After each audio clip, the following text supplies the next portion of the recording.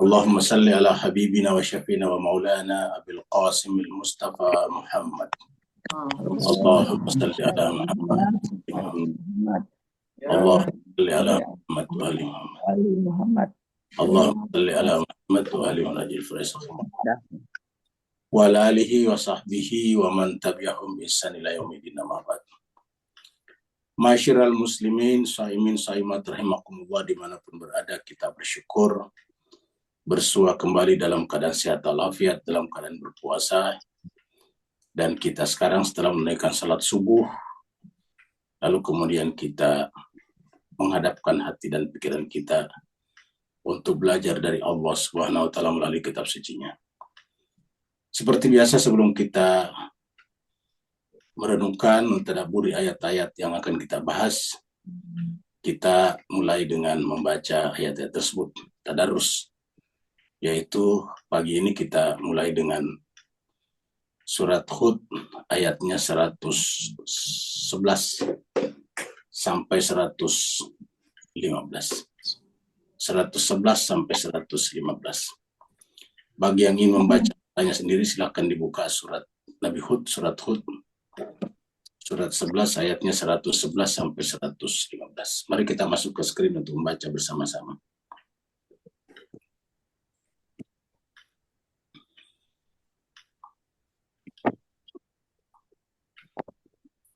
A'udzu billahi minasy syaithanir rajim. Bismillahirrahmanirrahim. A'udzu billahi minasyaitonir rajim. Bismillahirrahmanirrahim. Ada setoni. Wa inna kullal lamma la yuwaffiyannahum rabbuka a'malahum. Wa inna kullal lamma la yuwaffiyannahum rabbuka a'malahum. Innahu bima ya'maluna khabir. Innahu bima ya'maluna khabir. Fastaqim kama umirta wa man taba ma'aka wa la tatghaw. Fastaqim kama umirta wa man taba ma'aka wa la tatghaw. Innahu bima ta'maluna basir. Innahu bima ta'maluna basir.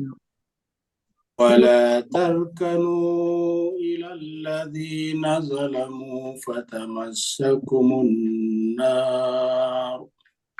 Wala tarkanu ilal ladzina zalamu fatamassakumun nar. Wa ma lakum min dunillahi min awliya thumma la tunsarun. Wa ma lakum min dunillahi min awliya thumma la tunsarun. Wa aqimis salata tarafain nahari wa zulfan minal lail. Wa aqimis salata tarafain nahari wa zulfan minal lail. Innal hasanati yudhhibna as-sayyi'at. Innal hasanati yudhhibna as-sayyi'at. Dzalika dzikran lidz-dzakirin. Dzalika dzikran lidz-dzakirin. Wasbir fa inna Allah la يضيع أجر المحسنين فاصبر فإن الله لا يضيع أجر المحسنين.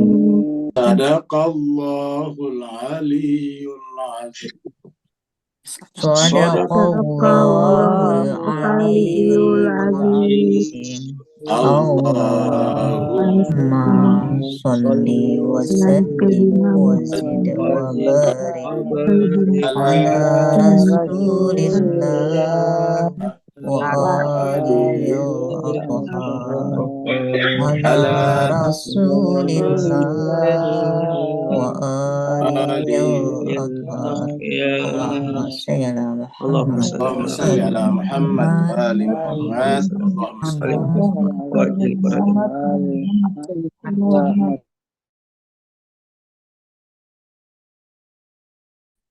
Terima kasih banyak jemaah sekalian telah ikut membaca ayat suci Al-Quran. Semoga dengan apa yang kita baca tadi, Allah Subhanahu wa Ta'ala menjadikan itu asbab Allah mengakhirkan nanti hidup kita dalam keadaan husnul khotimah, dan kita diwafatkan bersama dengan al-abrar seperti doa yang diajarkan Allah dalam Al-Quran. Tawaffana ma'al abrar, ya Allah wafatkanlah kami bersama dengan al-abrar. Kita teruskan surat Hud. Surat Hud ini adalah surat yang ke-11. Hud yang dimaksud di sini adalah Nabi Hud alaihissalam. Surat ini turun di Mekah, maka disebutlah dengan surat Makkiyah. Jumlah ayatnya adalah 123 ayat. Tadi kita sudah baca sampai 115. Berarti tinggal 2 atau 3 kali pertemuan lagi kita akan selesaikan surat Hud. Dan setelah itu kita pindah ke surat yang ke-12, surat Nabi Yusuf alaihissalam. Kita review dulu dari ayat yang ke-110 ya, maksudnya 110. Yang terakhir kita bahas kemarin petang. Di ayat 110 Allah SWT berfirman, A'udzubillahi minasyaitonirrajim, Bismillahirrahmanirrahim. Walaqad ataina Musal kitaba fakhtulifa bih. Walaqad, dan sungguh, ataina, kami telah memberikan Musa kepada Musa Alkitab. Yang dimaksud Alkitab di sini tentu adalah Taurat. Fakhtulifa bihi, tetapi kemudian setelah itu orang-orang yang menjadi pengikut Nabi Musa berselisih tentangnya.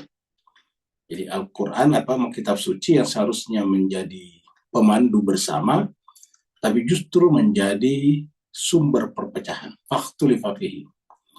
Walaula kalimatun sabaqat min rabbika laqudiya bainahum. Perselisihan ini fatal. Karena ayatnya mengatakan seandainya bukan karena keputusan Tuhan di masa lalu bahwa akan ada sesuatu nanti di masa mendatang, maka kemudian Allah telah memutuskan kehidupan mereka.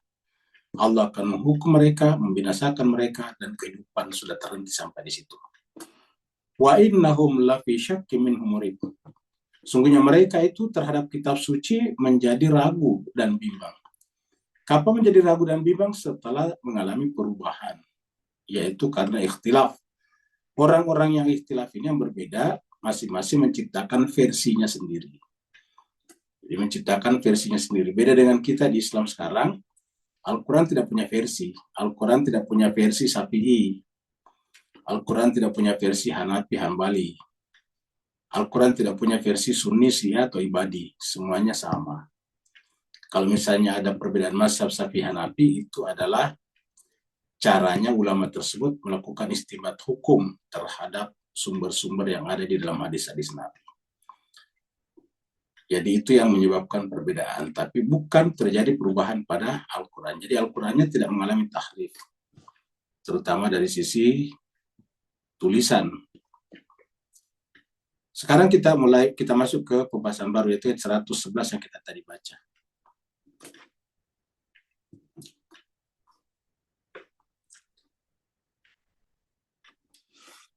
Wa inna kullan lamma la yuwaffiyannahum rabbuka a'malahum. Jadi kita di dunia ini berbuat, bertindak, beramal, dan semua tindakan dan perbuatan kita tidak akan ada yang hilang. Tidak ada yang menguap, semuanya tercatat. Jadi catatan Tuhan jauh lebih canggih daripada CCTV, atau jauh lebih canggih daripada penyadapan yang dilakukan oleh pihak-pihak tertentu. Entah intelijen resmi atau tidak resmi melakukan penyadapan, itu kalau kita dengarkan semua bisa direkam. Tetapi kalau Allah lebih dari itu. Maka dikatakan di sini, wa inna, dan semuanya kullan, setiap orang, masing-masing kita semuanya. Lamma la yuwaffiyannahum, nanti di sana akan disempurnakan. Yuwaffiyannahum artinya tidak ada satu pun amal perbuatan kita yang lolos, yang hilang. Tidak ada yang terkena bug kalau dalam istilah komputer. Tidak mungkin di-scam. Ya. Tidak mungkin amal perbuatan kita salah karena misalnya buku kita adalah buku phishing misalnya. Tidak ada seperti itu. Semuanya clear. Ya.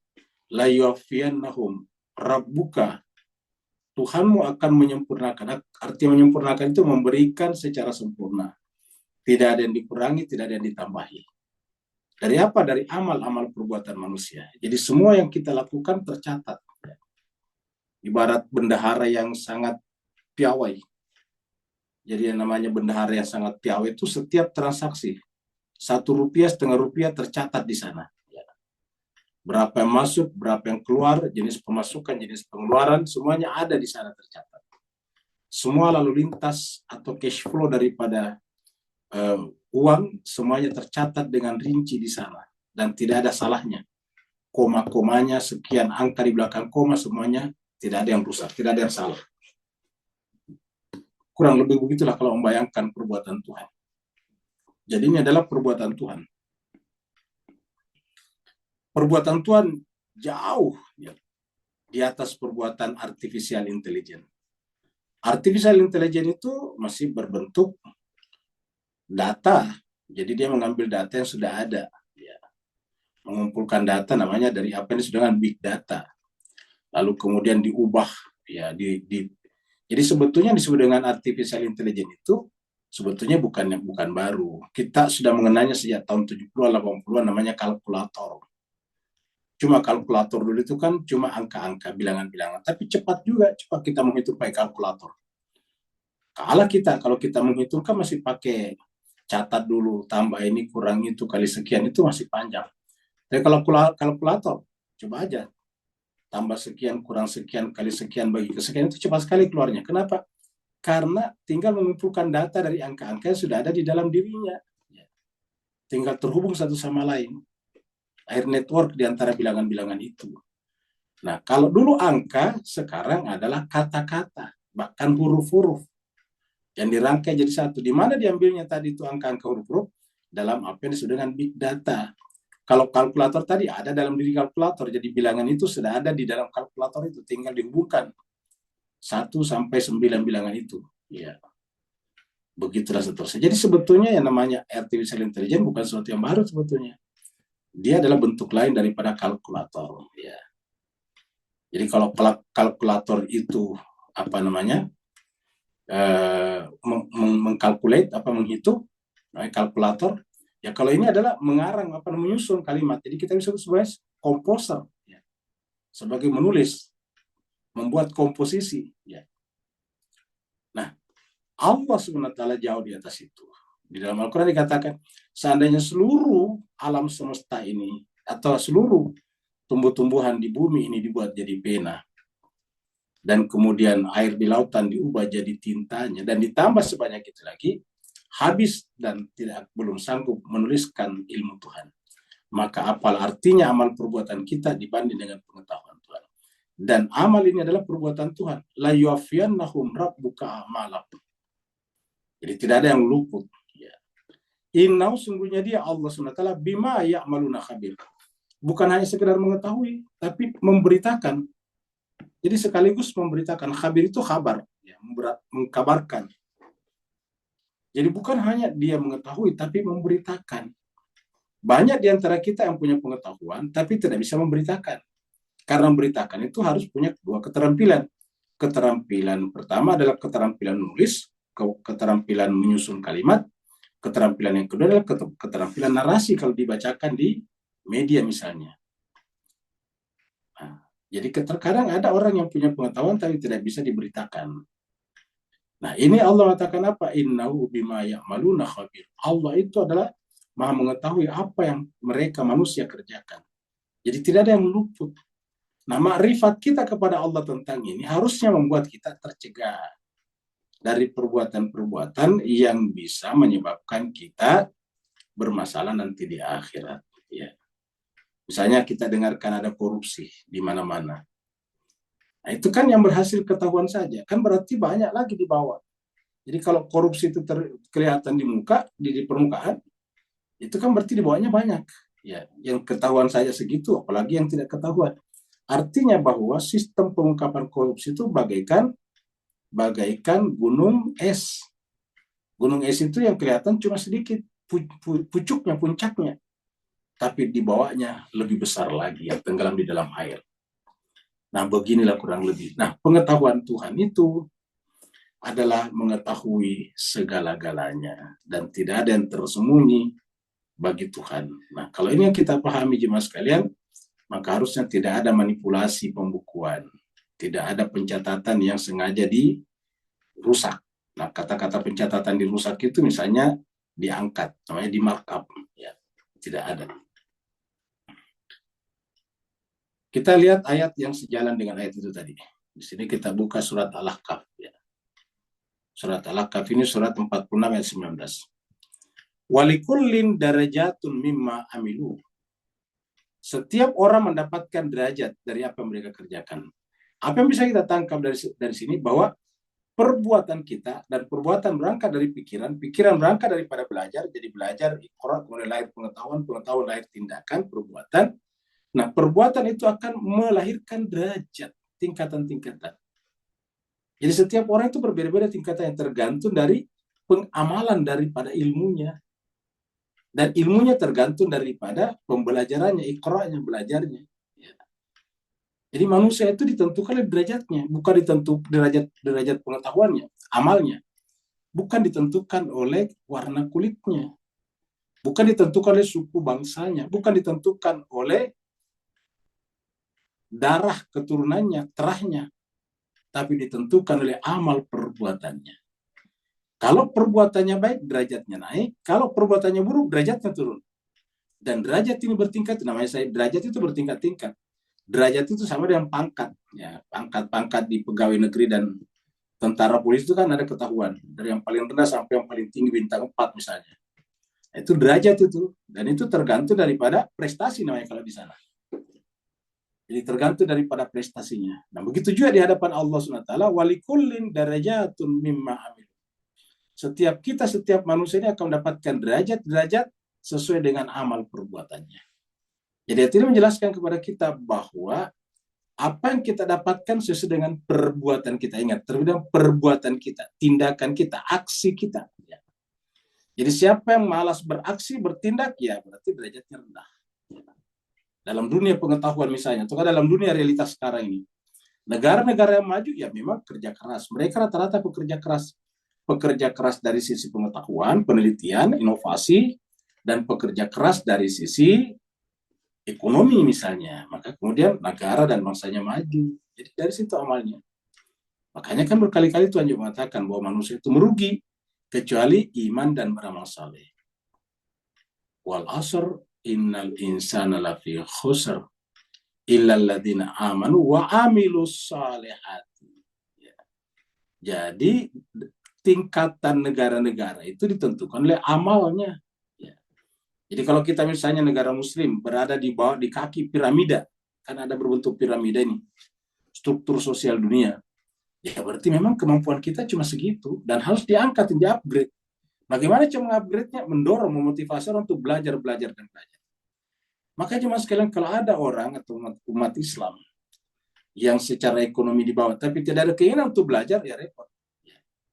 Kalau tidak ada keinginan untuk belajar, maka seterusnya akan menggantungkan hidupnya kepada nasib, kepada orang lain. Tapi kalau dia misalnya rendah, miskin atau apalah namanya, tapi dia punya girah, semangat, motivasi untuk belajar tinggi, nah itu dia akan bisa naik. Karena orang naik pangkat derajatnya berdasarkan amal perbuatannya, amal perbuatan berdasarkan ilmu. Kita pernah sampaikan dulu bahwa amal dan ilmu itu hurufnya sama. Ya, sama-sama mempunyai 3 huruf, ain, mim, dan lam. Amal. Ilmu juga begitu, ilmu juga ain, lam, dan mim. Sama 3 hurufnya. Jadi walikullin darajatun mimma amilu. Waliyuwaffiyahum a'malahum, dan nanti Allah akan memberikan amal-amal perbuatannya, mencerminkan amal perbuatannya pada derajatnya secara sempurna. Jadi amal perbuatan ini tercermin, terproyeksi pada derajat tingkatan-tingkatan kita secara sempurna tanpa ada yang terzalimi. Wahum la yuzlamun, tanpa mereka terzalimi. Jadi ayat ini menjelaskan kepada kita bahwa ini Al-Quran memberikan motivasi yang luar biasa. Kalau umat Islam, mohon maaf, tidak termotivasi, tidak begitu tidak begitu besar motivasinya untuk maju, ya karena memang jarang kita membahas Al-Quran seperti ini. Coba lihat ini ayatnya. Ini ayatnya di sini tidak bicara tentang ibadah mahda, tapi bicara tentang derajat, tingkatan, kualifikasi, ya, yang ditentukan oleh amal. Dan dalam satu ayat ini muncul 2 kata amal ini, amal dan amal.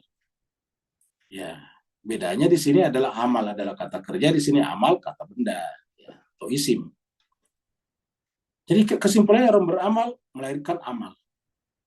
Tindakan terproyeksi pada derajat. Ya. Dan di sisi Allah, karena Tuhan itu bersifat meritokrasi. Jadi Tuhan itu tidak plutokrasi, tapi meritokrasi. Siapa saja, jadi tiap-tiap orang yang bekerja beramal akan mendapatkan derajatnya. Tuhan tidak melihat apakah dia anak Nabi atau bukan anak Nabi. Anak Nabi kalau tidak bekerja dengan baik, dia akan celaka juga seperti anaknya Nabi Nuh.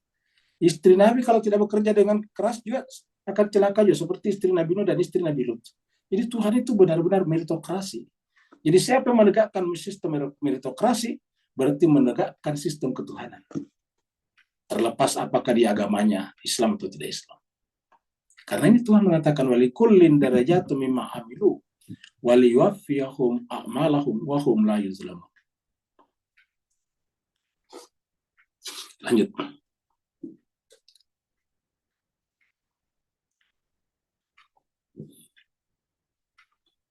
Fastaqim. Lihatlah tadi. Maaf. Lihatlah tadi kita lihat ada rel kereta, ya, kereta bawah tanah. Kenapa kereta itu bisa cepat? Karena dia tidak bengkok, dia ikut pada relnya, ada relnya, jadi relnya terus menerus. Ya. Nah, maka Al-Quran juga mengatakan begitu, kita ini manusia harusnya ada relnya. Rel itu namanya fitrah. Kalau relnya kereta tadi itu kan di bawah tanah disimpan. Nah, kalau relnya kita ini disimpan di dalam fitrah kita, jiwa kita. Nah, tinggal kita menyetir, menjalankan kehidupan sehari-hari kita secara lurus mengikuti rel fitrah tersebut. Fastaqim, maka berjalanlah secara lurus. Jangan bengkok-bengkok, jangan mencela-mencele. Ya. Pokoknya berjalanlah sesuai dengan tupoksi pekerjaannya masing-masing. Ya. Berjalanlah dengan benar. Kalau bendahara, jadilah bendahara yang mencatat dengan sebenar-benarnya. Ya. Kalau pimpinan proyek, jadilah pimpinan proyek yang benar-benar menjalankan sesuai dengan spesifikasi pekerjaannya. Ya. Kalau kalau pendesain anggaran membuat RAB misalnya, maka harus membuatnya sesuai dengan realitasnya, faktualnya, bukan dengan menambah-nambah atau kamu markup. Jadi fastaqim, ya, tetaplah berjalan di atas jalan yang lurus. Kama umirta, sebagaimana diperintahkan. Penggunaan kata umirta di sini bahwa yang diperintahkan Allah itu berjalan lurus, fastaqim. Dan ini terbukti setiap kita sholat wajib membaca Al-Fatihah. Di dalam Al-Fatihah yang kita minta apa? Siratal mustaqim, ihdinas siratal mustaqim. Jadi umat Islam itu wajib sholat. Orang sholat wajib baca Fatihah. Tidak sah sholatnya kalau tidak baca Fatihah. La sholata liman la yaqra' bi Fatihah fiha. Tidak sah sholat bagi orang yang tidak baca Fatihah padanya. Dan di dalam Fatihah itu ada yang wajib dibaca, yaitu doa. Doanya apa? Ihdinas siratal mustaqim. Doa dalam Al-Fatihah bukan, ya Allah berikan kepada kami mobil mewah. Beri kemampuan kepada kami untuk membangun rumah yang luas. Yang kita minta di sana adalah ihdinas siratal mustaqim. Dan itu yang prinsipnya. dunia ini sejahtera atau tidak sejahtera, bahagia tidak bahagia, adil atau tidak adil, tergantung daripada sistem politiknya berjalan di atas jalan lurus atau tidak.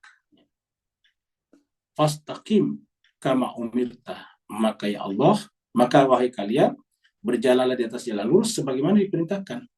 Wa man taba, dan siapa yang bertobat, artinya kalau tadinya tidak lurus dan dia bertobat, ya, maka pertobatannya diterima dengan catatan ini, jangan melanggar lagi.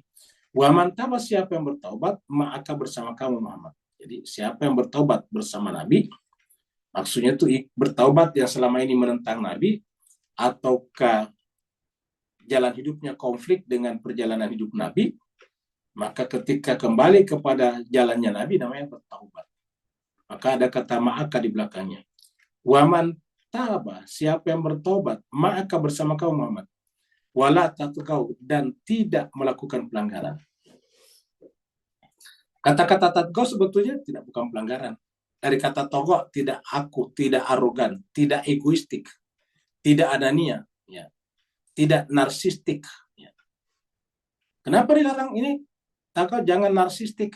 Karena kalau kita memelihara sifat narsistik, lama-kelamaan kita akan jiwa kita menjelma menjadi berpenyakit, mental disorder, yang pernah kita sebut dengan istilah narcissistic personal disorder, ataukah NPD. Ya. Maka jangan pernah ego. Karena orang ego itu merusak tatanan sistem. Karena orang ego itu artinya apa? Dia akan melanggar hak orang lain demi kepentingan diri pribadinya. Makanya namanya la tatgo, jangan melakukan pelanggaran. Karena kalau dia ego pasti melanggar. Ulangi lagi, asalkan ada orang egoistik pasti melanggar.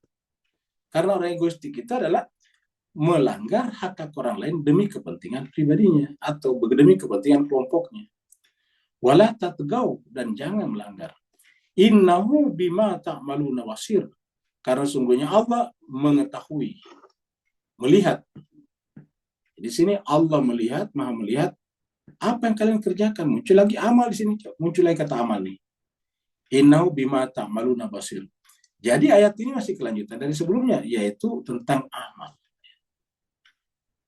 Jadi kata kunci daripada Islam itu beramal, bertindak, berbuat.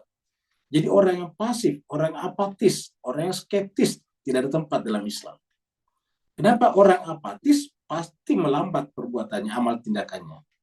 Orang yang skeptis pasti bahkan tidak berbuat. Ya. Maka orang yang bisa beramal berbuat itu adalah orang yang optimistik. Orang yang bersifat dinamis cara berpikirnya.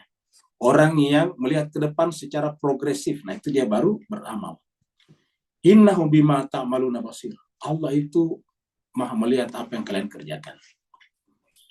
Kita lihat ayat yang sejalan dengan ayat ini di sini. Surat Musyawarah. Surat 42 ayat 15. Falidzalika, maka karena demikian itu, maka suruhlah, panggillah. Apa panggil kemana? Wastaqim. Selain kerjanya disuruh menyeru, kata pada itu artinya motivasilah, ajaklah, didiklah orang lain supaya menjadi baik, dan kamu sebagai penyeru tetap juga berada di jalan yang lurus. Wastaqim, kama umirtah, sebagaimana kamu diperintahkan. Nah, jadi namanya jalan lurus itu jalan mengikuti fitrah. Nah, lawannya apa? Mengikuti hawa nafsu ini. Nah, ini adalah perintah, ini larangan. Artinya ini bertentangan dengan ini. Ini perintah, fil amr namanya dalam bahasa Arab. Ini adalah larangan, nahi dalam bahasa Arab. Allah katakan, wastaqim kama umirta, wala tattabi' ahwahum. Setelah perintah, langsung larangan.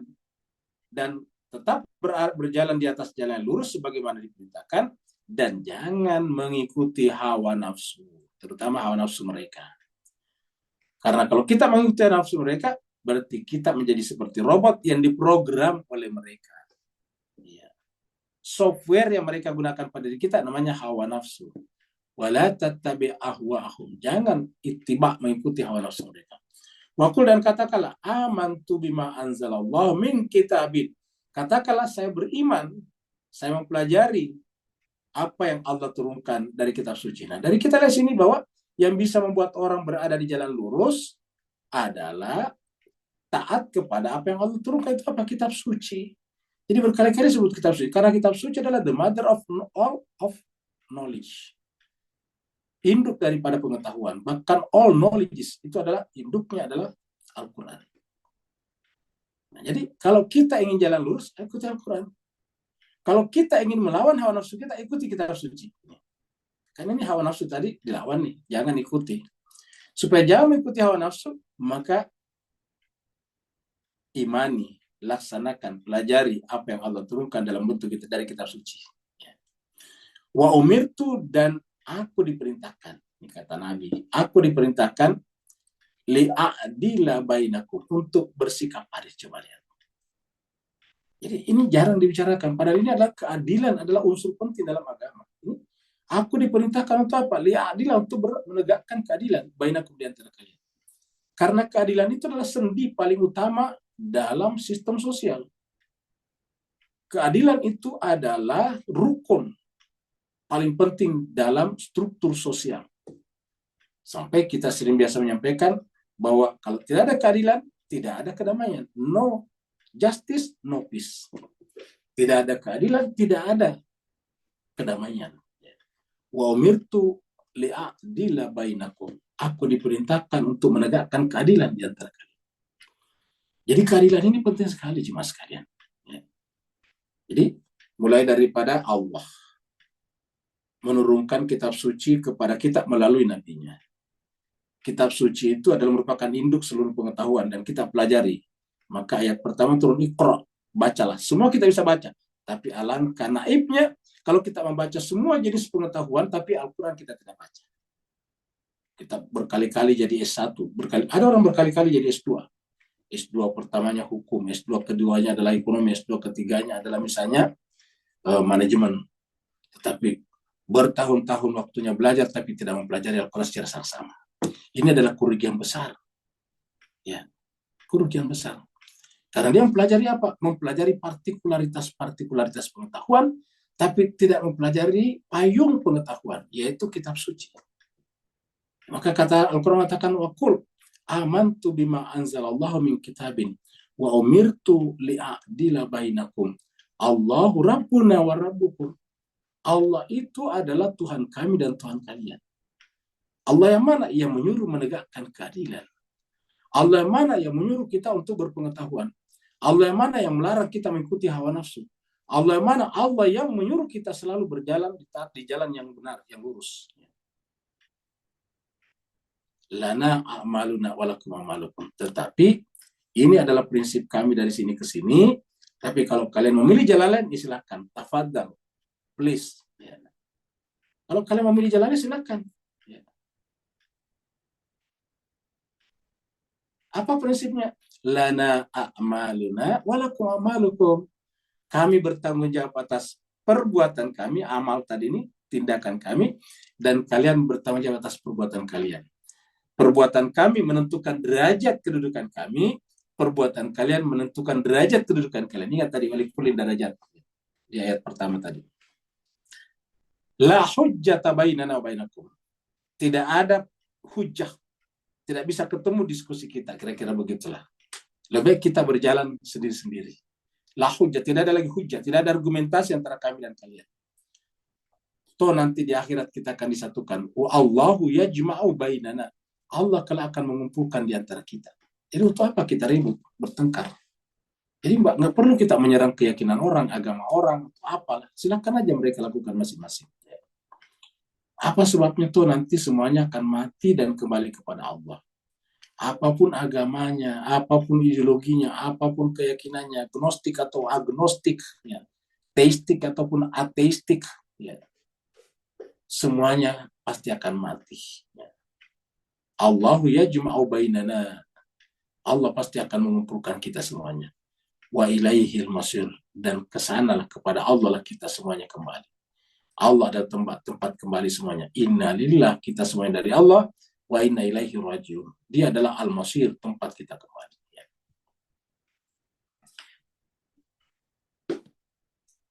Kita lihat hadis berikut ini. Ini kita masih ada ayat dulu, kita lihat ya. Jadi ini adalah kita tidak boleh bersandar ya, bersandar. ini adalah bersandar. Jadi manusia itu butuh sandaran. Coba perhatikan video ini. Ya. Kenapa si bapak ini bisa santai, bisa nyaman? Karena dia bersandar pada sandaran yang kuat, pohon besar. Manusia itu tergantung sandarannya. Kalau bersandar, coba kalau dia bersandar pada pohon kecil, seperti lidi misalnya, pohonnya kecil seperti lidi, ya tidak mungkin dia stabil seperti ini. Ya. Si bapak ini bisa stabil karena bersandar. Nah, kalau sandaran kita misalnya kotor, kita ikut kotor juga. Maka bersandar itu satu kuat, yang kedua adalah bersih. Wala tarkanu ilal ladzina zalamu. Kamu jangan bersandar kepada orang yang zalim. Kata-kata tarkanu ini artinya dari kata rukun, tiang. Jangan engkau menjadikan tiang senderan. Ya. Jadi kita artikan tiang senderan di sini. Kalau Kementerian Agama diartikan dengan cenderung ini, ya, cenderung. Ya. Sebetulnya tarkanu itu dari kata rukun. Ya. Rukun Yamani, rukun iman, rukun Islam itu kan rukun. Rukun itu tiang. Ya. Jadi kita artikan jangan engkau bersandar. Ya. Kepada siapa? Kepada orang yang zalim. Nah, coba. Jadi jangan, larangan jangan ya, bersandar kepada orang yang zalim. Karena kalau kita bersandar kepada yang zalim, logikanya berarti kita eksis di atas kezaliman mereka. Dalam kaidah hukum, kalau asalnya itu haram, turunannya haram juga. Jadi kalau yang zalim itu adalah dilarang, haram, ilegal, lalu kita bersandar kepadanya, hidup daripadanya, berarti kehidupan kita menjadi ilegal juga. Maka dikatakan wala tarkanu ilal ladzina zalamu. Siapa yang bersandar kepada orang zalim, ya pada dasarnya zalim juga. Maka dikatakan wala tarkanu ilal ladzina zalamu. Apa sebabnya? Ya sama. Fatamassakum nar, lihatlah bagaimana kuatnya logika Al-Qur'an ini. Maka kamu akan ditimpa api, ya. Jadi kalau kamu bersandar kepada orang zalim, kamu sebetulnya tidak zalim, tetapi kamu bersandar pada orang zalim, maka dinilai diperlakukan saudara zalim, sama-sama akan ditimpa neraka. Ya. Jadi bersandar kepada sesuatu yang kotor, ya sama dengan kotor. Bersandar kepada yang lemah, sama dengan lemah. Bersandar kepada yang tidak stabil, sama dengan tidak stabil. Ya. Maka kita harus bersandar kepada yang kuat. Apakah sandaran yang paling kuat yang tidak mungkin roboh, tidak mungkin berubah? Cuma satu, Allah Subhanahu wa Ta'ala. Kalau kita bersandar kepada Allah, tidak akan ada yang berubah. Tetap stabil, dan itulah kebahagiaan. Wala tarkanu ilal ladzina zalamu fatamassakumun nar. Jangan bersandar kepada orang zalim, karena kamu pasti akan tertimpa api neraka juga. Kamu akan disiksa dengan api neraka. Wa ma lakum min dunillah min auliya. Dan kalau bersandar kepada orang zalim, ya tidak ada nanti aulia. Karena wali itu adalah orang yang bersandar kepada Allah. Maka kalau toh kita bersandar kepada manusia, kepada Rasul, karena Rasul bersandar kepada Allah. Saya kita bersandar kepada orang yang sandar kepada pohon, kan berarti kuat juga. Saya tadi Bapak itu, kita bersandar kepada Bapak itu. Bapak itu bersandar kepada pohon. Karena dia kuat, ya kita ikut kuat juga. Nah, Rasul itu bersandar kepada Allah. Maka kalau kita bersandar kepada aulia, yang bersandar kepada Allah, maka kemudian kita bisa kuat juga. Aulia itu adalah penolong, wali. Wa ma lakum min dunillahi min aulia. Tidak ada penolong yang pantas bagi Allah selain daripada Allah. Tidak ada yang cocok jadi aulia kalian selain daripada Allah. Kalau kita bersandar kepada orang zalim, apa yang terjadi nanti? Summa la tumsarun. Kalian tidak akan ditolong. La tumsarun. Summa la tumsarun. Kalian tidak mungkin ditolong. Tidak ada pertolongan nanti bagi kita di akhirat, karena kita bersandar bukan kepada Sang Maha Penolong. Ini kita buka surat Al-Isra, surat 17 ayat 74 ini. Walaula an thabbatnaka laqad kidta tarkanu ilaihim syai'a qalila. Ini muncul lagi di sini tarkan, rukun. Ya. Walaula an thabbatnaka. Kalau seandainya bukan kami yang thabbatnaka, memperkuat kamu.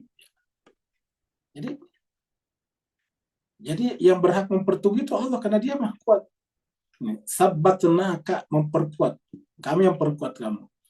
Makanya kita tidak bisa kuat. Harus minta Allah memperkuat kita. Doanya adalah Rabbana ighfir lana dzunubana Rabbana ighfir lana dzunubana wasrif Rabbana ighfir lana dzunubana wa kaffir anna sayyi'atina sabbit aqdamana. Dari kata sabbit aqdamana. Kuatkanlah hati kami. Jadi kita ini orangnya lemah. Kebayangkan ada orang Pak Usilahnya karena sedikit dia bisa bunuh diri. Ya. Jadi kita lemah sekali. Jadi karena kita lemah, kita harus bersandar kepada yang maha kuat.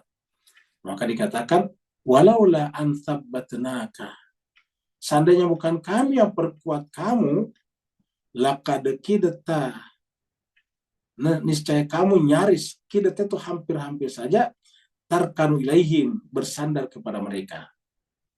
Ya, syai'an, qalila, sesedikit apapun. Jadi bersandar sesedikit apapun kepada mereka, ya salah. Jadi jangan pernah bersandar kepada Allah Subhanahu wa taala. Jangan bersandar kepada selain Allah Subhanahu wa taala. Jadi tempat bersandar kita cuma satu, Allah Rabbul Alamin. Ya. Makanya kata-kata yang paling cocok, yang paling terkenal bagi kita harus kita renungkan adalah la haula wala quwata illa billahil azim.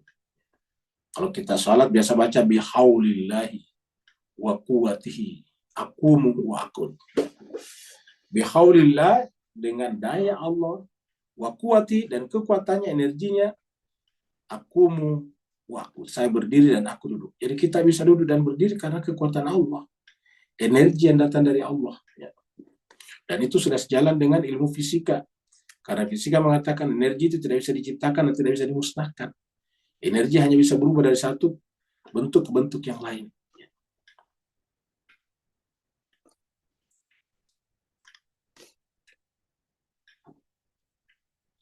Kita masuk kepada ayat yang ke 114 atau 115.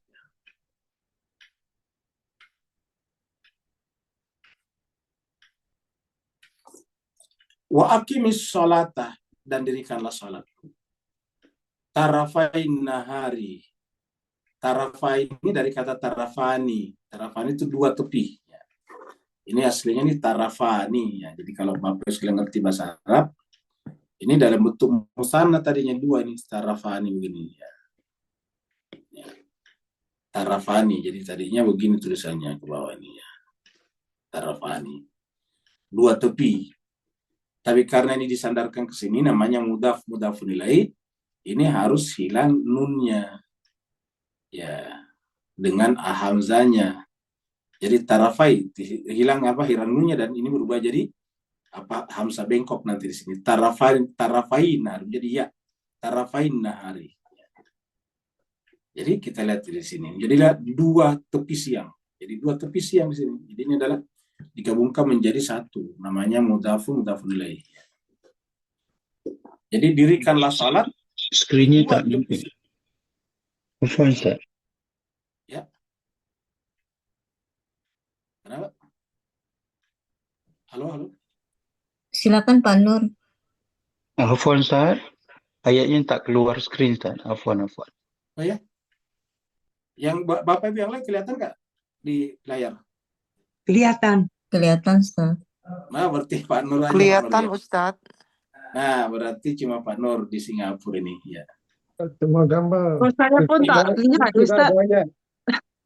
Cuma gambar, Ustaz. Oh, cuma Orang Singapura di blocker. Iya. Nah, sekarang Cuman kita gambar. masuk dulu lagi ya. Ya, kita Ya, gambar saja. Salah. Nah, kita ulangi dulu. Saya juga gambar saja, Ustaz. Oh, baik. Kalau begitu di saya bermasalah. Di Klaten juga. Oh iya. Berarti ini di mana-mana sama nih, ya. Memang ini ngadat kayaknya saya punya nih. Kita masuk dulu. Ya, mohon maaf, ternyata bukan cuma Singapura aja nih. Ya. Ya, Jakarta juga. Iya. Di Klaten, Jakarta juga. Di Tangerang juga, Ustaz. Oh, Tangerang juga. Kayaknya semua deh, Ustaz. Ya. Berarti kalau begitu memang dari saya kali Bu ya. Coba lihat Bu, kelihatan nggak nih yang ini? Belum Ustaz, masih yang Belum. tadi. Masih gambar. gambar Ustaz. Iya, belum.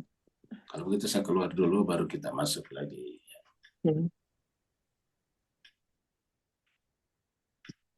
Loh, hilang, Ustaz. Nggak ada lagi. Ini ada nih sekarang. Ya. Oke, ada sekarang. Bisa terus Ustaz. Sekarang kelihatan Oke. nggak, Bu? Kelihatan. Silakan. Nah, jadi baik.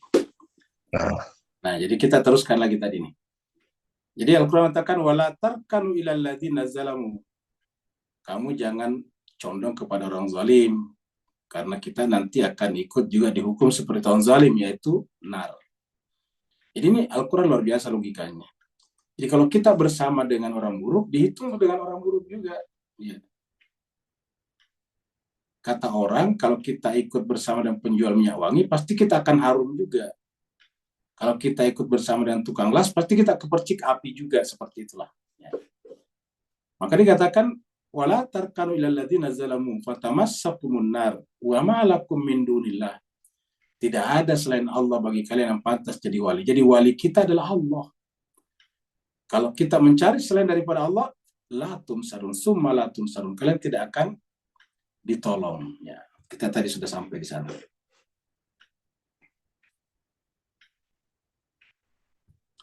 Sekarang kita lanjut ya. Wa aqimis sholata tarafain nahari. Dirikanlah salat di dua tepi siang. Apa itu dua tepi siang? Pertama adalah subuh. Ya. Yang kedua adalah zuhur asar, itu tepi siang itu. Ya.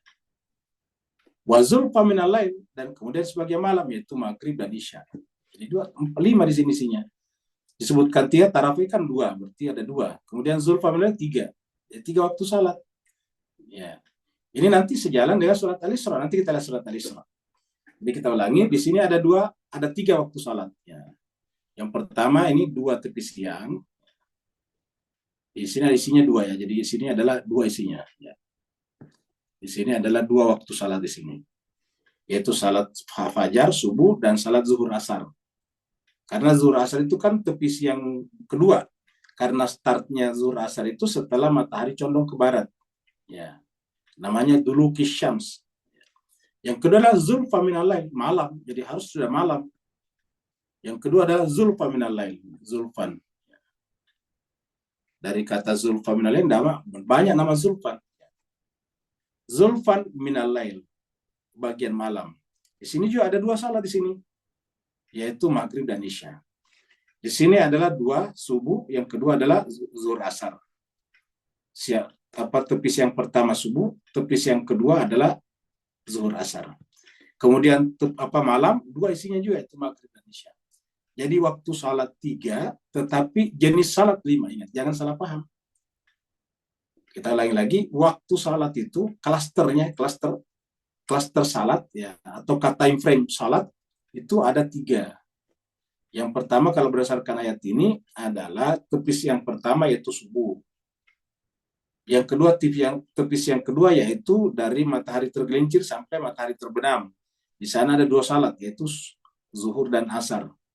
Kemudian malam yaitu maghrib dan isya. Nah, maka di dalam mazhab Sunni misalnya juga yang bisa dijama salatnya itu adalah zuhur asar dan maghrib isya. Subuh tidak bisa. Coba kita menggunakan jamak salat di dalam Sunni atau dimanapun. Baik jamak biasa ataupun jamak qasar, itu kan cuma 3 waktu. Ya. Misalnya kita mau pergian keluar kota jauh, ya. Di jamak qasar salatnya, itu pasti 3. Zuhur digabung dengan asar, maghrib digabung dengan isya. Kenapa zuhur digabung dengan asar? Karena satu klaster waktu. Ya. Kenapa maghrib digabung dengan isya? Karena satu klaster waktu. Ya. Kenapa asar tidak bisa digabung dengan maghrib? Karena beda klaster waktunya, beda time frame-nya. Kenapa subuh tidak bisa digabung dengan zuhur? Karena beda time frame-nya, beda klaster waktunya. Yang boleh digabung yang sama klasternya, yang sama time frame-nya, yaitu siang akhir atau malam. Sedangkan yang subuh berdiri sendiri karena cuma dua rakaat aja di sana. Dan cuma satu waktu salat di waktu subuh, yaitu salat subuh saja. Nah, tapi sebelum kita lanjut dan sebelum kita lihat ini, kita sampaikan dulu bahwa salat ini penting nih. Salat ini adalah al-hasanat, kebaikan yang paling tinggi. Kan yang dimaksud salat hasanat di sini salat ini. Ini ke sini nih. Jadi hasanat adalah salat. Innal hasanat, sesungguhnya salat itu ataukah kebaikan itu yudhibanas sayiat, akan menghilangkan keburukan. Masih ingat hadis yang kita angkat 1-2 kali pertemuan sebelumnya? Mengatakan kalau kamu telah melakukan perbuatan buruk, maka segera susulkan dengan perbuatan baik. Karena semoga perbuatan baik itu bisa menghilangkan perbuatan buruk. Karena dikatakan innal hasanati yudhibanas sayiat. Jadi Bapak Ibu sekalian, kalau kita punya masa lalu yang kurang bagus, jangan berputus asa dari rahmat Allah. Jangan berputus asa, tetapi segeralah sekarang memperbanyak kebaikannya. Susullah keburukan-keburukannya dulu dengan kebaikan-kebaikan. Karena ayatnya jelas, innal hasanati yudhibanas sayiat. Sungguhnya kebaikan itu akan menghapuskan, menghilangkan keburukan. Dalika itulah dzikra lidzakirin, itulah peringatan, pelajaran bagi orang-orang yang mengambil pelajaran. Dalika dzikra lidzakirin. Dzikra itu nama lain daripada Al-Quran juga. Al-Quran itu kan ad-dzikra. Nah, coba kita lihat ayat yang mirip dengan ini. 3 waktu juga. Di mana? Di surat 17 ayat 78. Kita lihat di sini. Surat 17, 78 ini.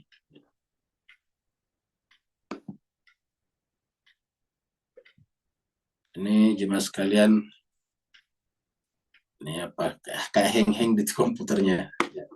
Mungkin sudah terlalu penuh ini anunya isinya. Ini nggak mau terbuka.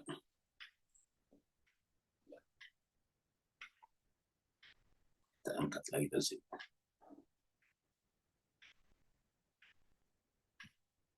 Nah, kita ambil aja di sini ya. Kita buka yang di sini. Nah, surat 17. Ayatnya 78.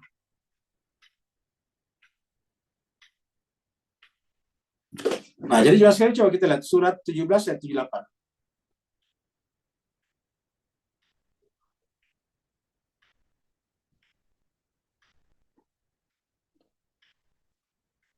Sudah ada belum Bapak Ibu sekalian? Belum, Ustaz. Belum ya? belum. Ya. Ini komputernya bermasalah. Nah, sekarang kita masuk lagi.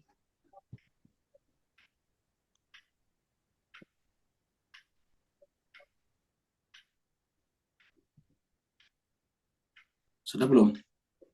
Belum. Sedikit lagi. Sudah belum? Sudah, Ya, Ustaz. sudah, Ustaz. Nah, baik ya. Mari kita teruskan.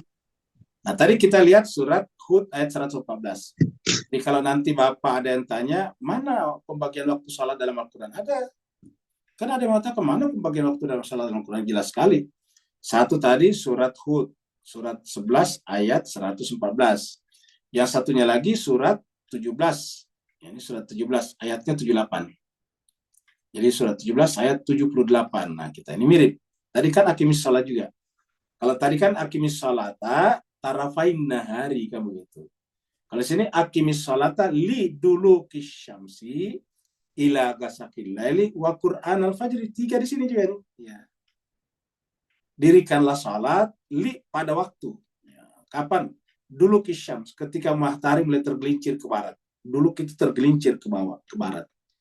Ya, jadi tergelincir ke bawah adalah karena bergerak ke barat itu matahari kalau kita lihat di atas kepala kita. Jadi ketika matahari tergelincir, nah itu waktu salat sudah masuk. Salat apa? Salat zuhur. Ya. Jadi liduluki syams. Jadi waktu salat pertama adalah duluki syams. Waktu salat kedua gasakil lail. Maksudnya frame waktu atau time frame-nya salat duluki syams itu siang adalah sampai masuk waktu malam. Sampai terbenam matahari. Kapan mulainya salat maghrib isya? Gasakilai, ketika malam sudah mulai gelap. Ya. Jadi ini yang kedua. Ini time frame pertama, di sini ada 2 isinya, yaitu zuhur dan asar. Gasakilai di sini juga time frame kedua, ada 2 isinya di sini, yaitu maghrib dan isya. Jadi di sini maghrib isya. Makanya kita sampaikan tadi yang boleh dijamak maghrib isya, zuhur asar. Tidak boleh asar digabung dengan maghrib karena time frame-nya berbeda, klasternya berbeda. Yang ketiga, wa Qur'an al-fajr, fajar di sini. Quran maksudnya sini sholat, wa Qur'an al-fajri. Dan sholat fajar. Kenapa menggunakan kata Quran? Karena Allah ingin menyampaikan bahwa yang namanya sholat itu baca Quran. Makanya kalau kita sholat setelah takbiratul ihram, yang wajib dibaca Al-Fatihah dulu. Al-Fatihah pembukaan daripada Al-Quran. Setelah Al-Fatihah baru pilih salah satu surat. Wa Qur'an al-fajr. Dan Quran pada waktu fajar itu salat subuh. Inna Qur'an al-fajri, sungguhnya Quran fajar itu, ataukah salat fajar itu, salat subuh itu, kana masyhuda, disaksikan. Disaksikan oleh siapa? Biasanya ditulis malaikat di sini, malaikat. Nah, ini menjadi janggal, menjadi agak aneh. Kalau salat subuh disaksikan malaikat, artinya apa? Berarti salat zuhur, asar, maghrib, isya tidak disaksikan malaikat. Benar nggak? Ya, ini kan menjadi bermasalah. Berarti artinya apa kalau kita tulis begini? Salat yang disaksikan malaikat cuma salat subuh. Salat zuhur, asar, maghrib, isya tidak disaksikan malaikat. Berarti malaikat terikat oleh waktu juga.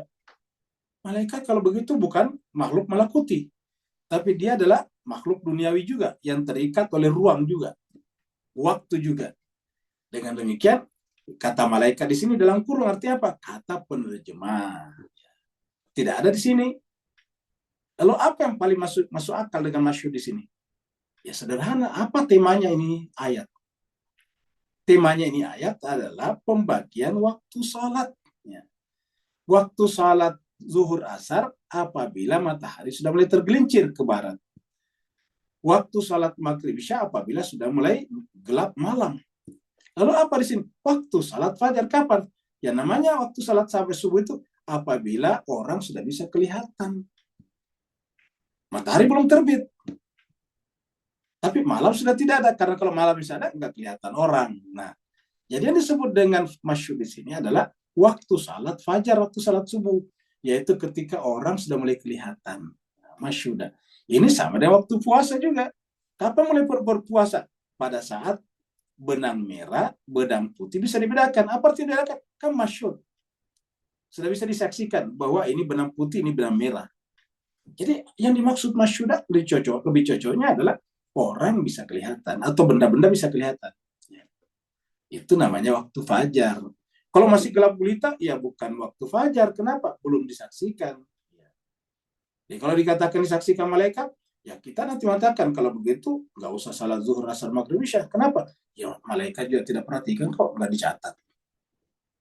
Nah, jadi yang benar ini masyhur. Tapi ala kulli hal, ini adalah ayat yang berbicara tentang pembagian waktu salat. Bahwa waktu salat itu ada 3 klaster, ada 3 frame. Yang pertama siang, isinya zuhur asar. Startnya setelah matahari tergelincir ke barat. Yang kedua adalah malam, startnya mulai awal masuk gelap. Dan di sini 2 waktu salat, 2 jenis salat di dalamnya, maghrib dan isya.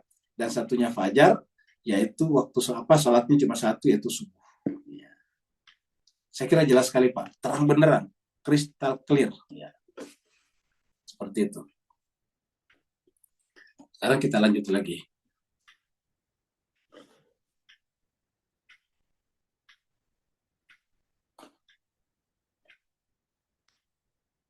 Ini kembali lagi ke sini ya. Ini kayaknya sumber masalahnya di sini terlalu banyak videonya ya. Sekarang kita maju ke ayat berikutnya. Nah, jemaah sekalian berbahagia, ini kita bikinkan ilustrasi seperti ini. Ini adalah puzzle ya. Nah, apa rahasia untuk mempertemukan ini puzzle seperti ini? Sederhana, yaitu kesabaran. Kalau kita emosional, kalau kita tergesa-gesa nggak bisa Pak sekalian. Mencari yang mana yang cocok dengan yang mana itu kan butuh kesabaran. Dia telah dicari-cari, butuh puter-puter.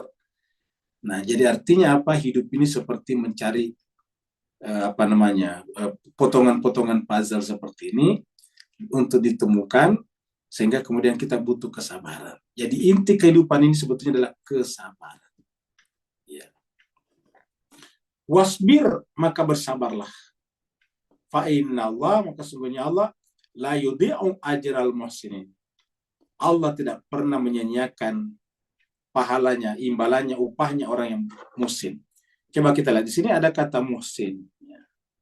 Di sini ada kata sabar, perintah sabar. Jadi artinya apa? Muhsin itu intisarinya sabar. Tidak ada orang yang bisa disebut dengan baik kalau dia tidak sabar. Jadi sabar ini intisari daripada kebaikan. Sebagaimana sabar adalah intisari daripada salat. Makanya di sini sabar mendahului kebaikan, muhsin, ihsan. Sedangkan di tempat lain sabar itu mendahului salat. Ayatnya di surat Al-Baqarah ayat 45 dan yang ayat 153 mengatakan apa? Wasta'inu bis sabri wassalah. Minta tolonglah kepada Allah melalui sabar, baru salat dulu. Selalu urutannya sabar dan salat. Wasta'inu bis sabri wassalah. Ya, innaha lakabiratun illa alal khasyin. Itu Al-Baqarah 45. Kalau Al-Baqarah 153, ya ayyuhalladzina amanu sta'inu bis sabri wassalah, innallaha ma'as sabirin. Allah bersama dengan orang sabar.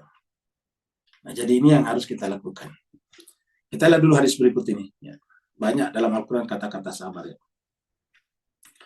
Tapi kita ingin tutup dengan sebuah hadis yang kita ambil dari Bukhari, Imam Bukhari nomor 1376. Ya. Jadi jemaah sekalian coba kita baca hadis ini baik-baik. Ini adalah ada orang-orang yang selalu datang kepada Nabi. Ya. Jadi di sini adalah dari mana nih? Dari Abu Sa'id Al-Khudri. Abi Sa'id Al-Khudri. Abu Sa'id Al-Khudri ini termasuk meriwayatkan hadis dan sahabat Nabi. Jadi sumber hadis ini adalah Abu Sa'id Al-Khudri radhiyallahu anhu.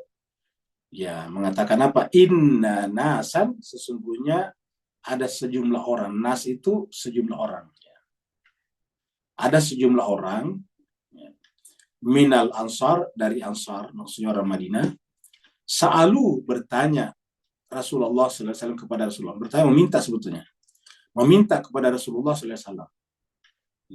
Sa'alu Rasulullah, meminta kepada Rasulullah SAW. Fa'atahum, lalu kemudian Nabi memberikan kepada mereka. Ya, meminta sesuatu, meminta benda biasanya. Pokoknya meminta uang lah kalau bahasa sekarang ini kita. Maka kemudian Nabi memberikan kepadanya. Fa'atahum, Nabi memberikan kepadanya. Summa sa'alu, tapi setelah itu datang lagi. Meminta lagi. Fa'atahum, kemudian Nabi memberikan lagi.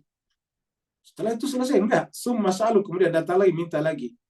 Fa'atahum, kemudian Nabi memberikan kepada mereka lagi. Hatta sampai habis Nabi punya. Hatta nafida ma'indahu, sampai tidak ada lagi yang tersisa di sisinya. Kalau sekarangnya baratnya uangnya habis, dompetnya kosong. Faqala, maka berkatalah Nabi, ingat. Setelah uangnya habis Nabi, ataukah yang diberikan sudah habis, maka Nabi pun bersabda, ma yakunu indi min khairin. Ma yakunu indi min khairin.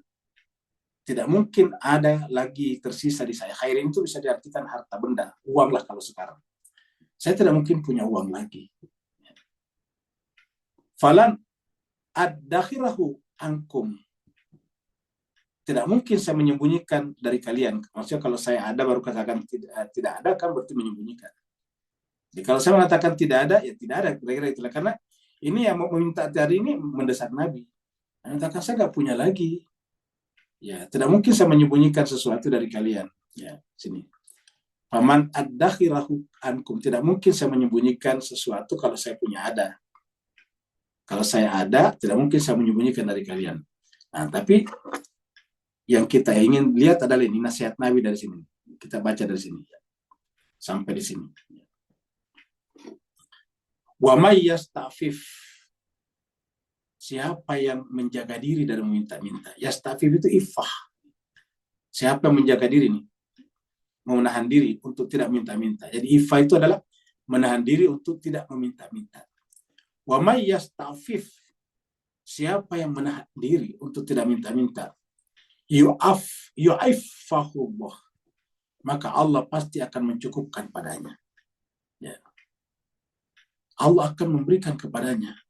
Allah akan menjaga yang bersangkutan.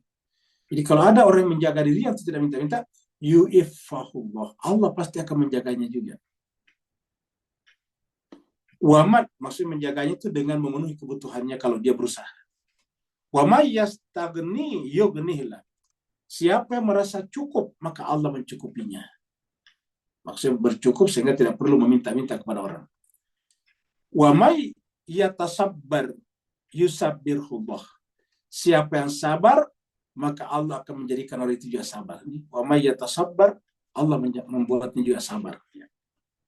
Memberikan kesabaran kepadanya. Wa ma utiya ahadun ata'an khairan wa awsa'a minas sabri. Tidak ada yang Allah berikan kepada seseorang yang lebih baik daripada dan lebih luas. Khairan wa awsa'. Khairan itu baik, awsa' lebih luas.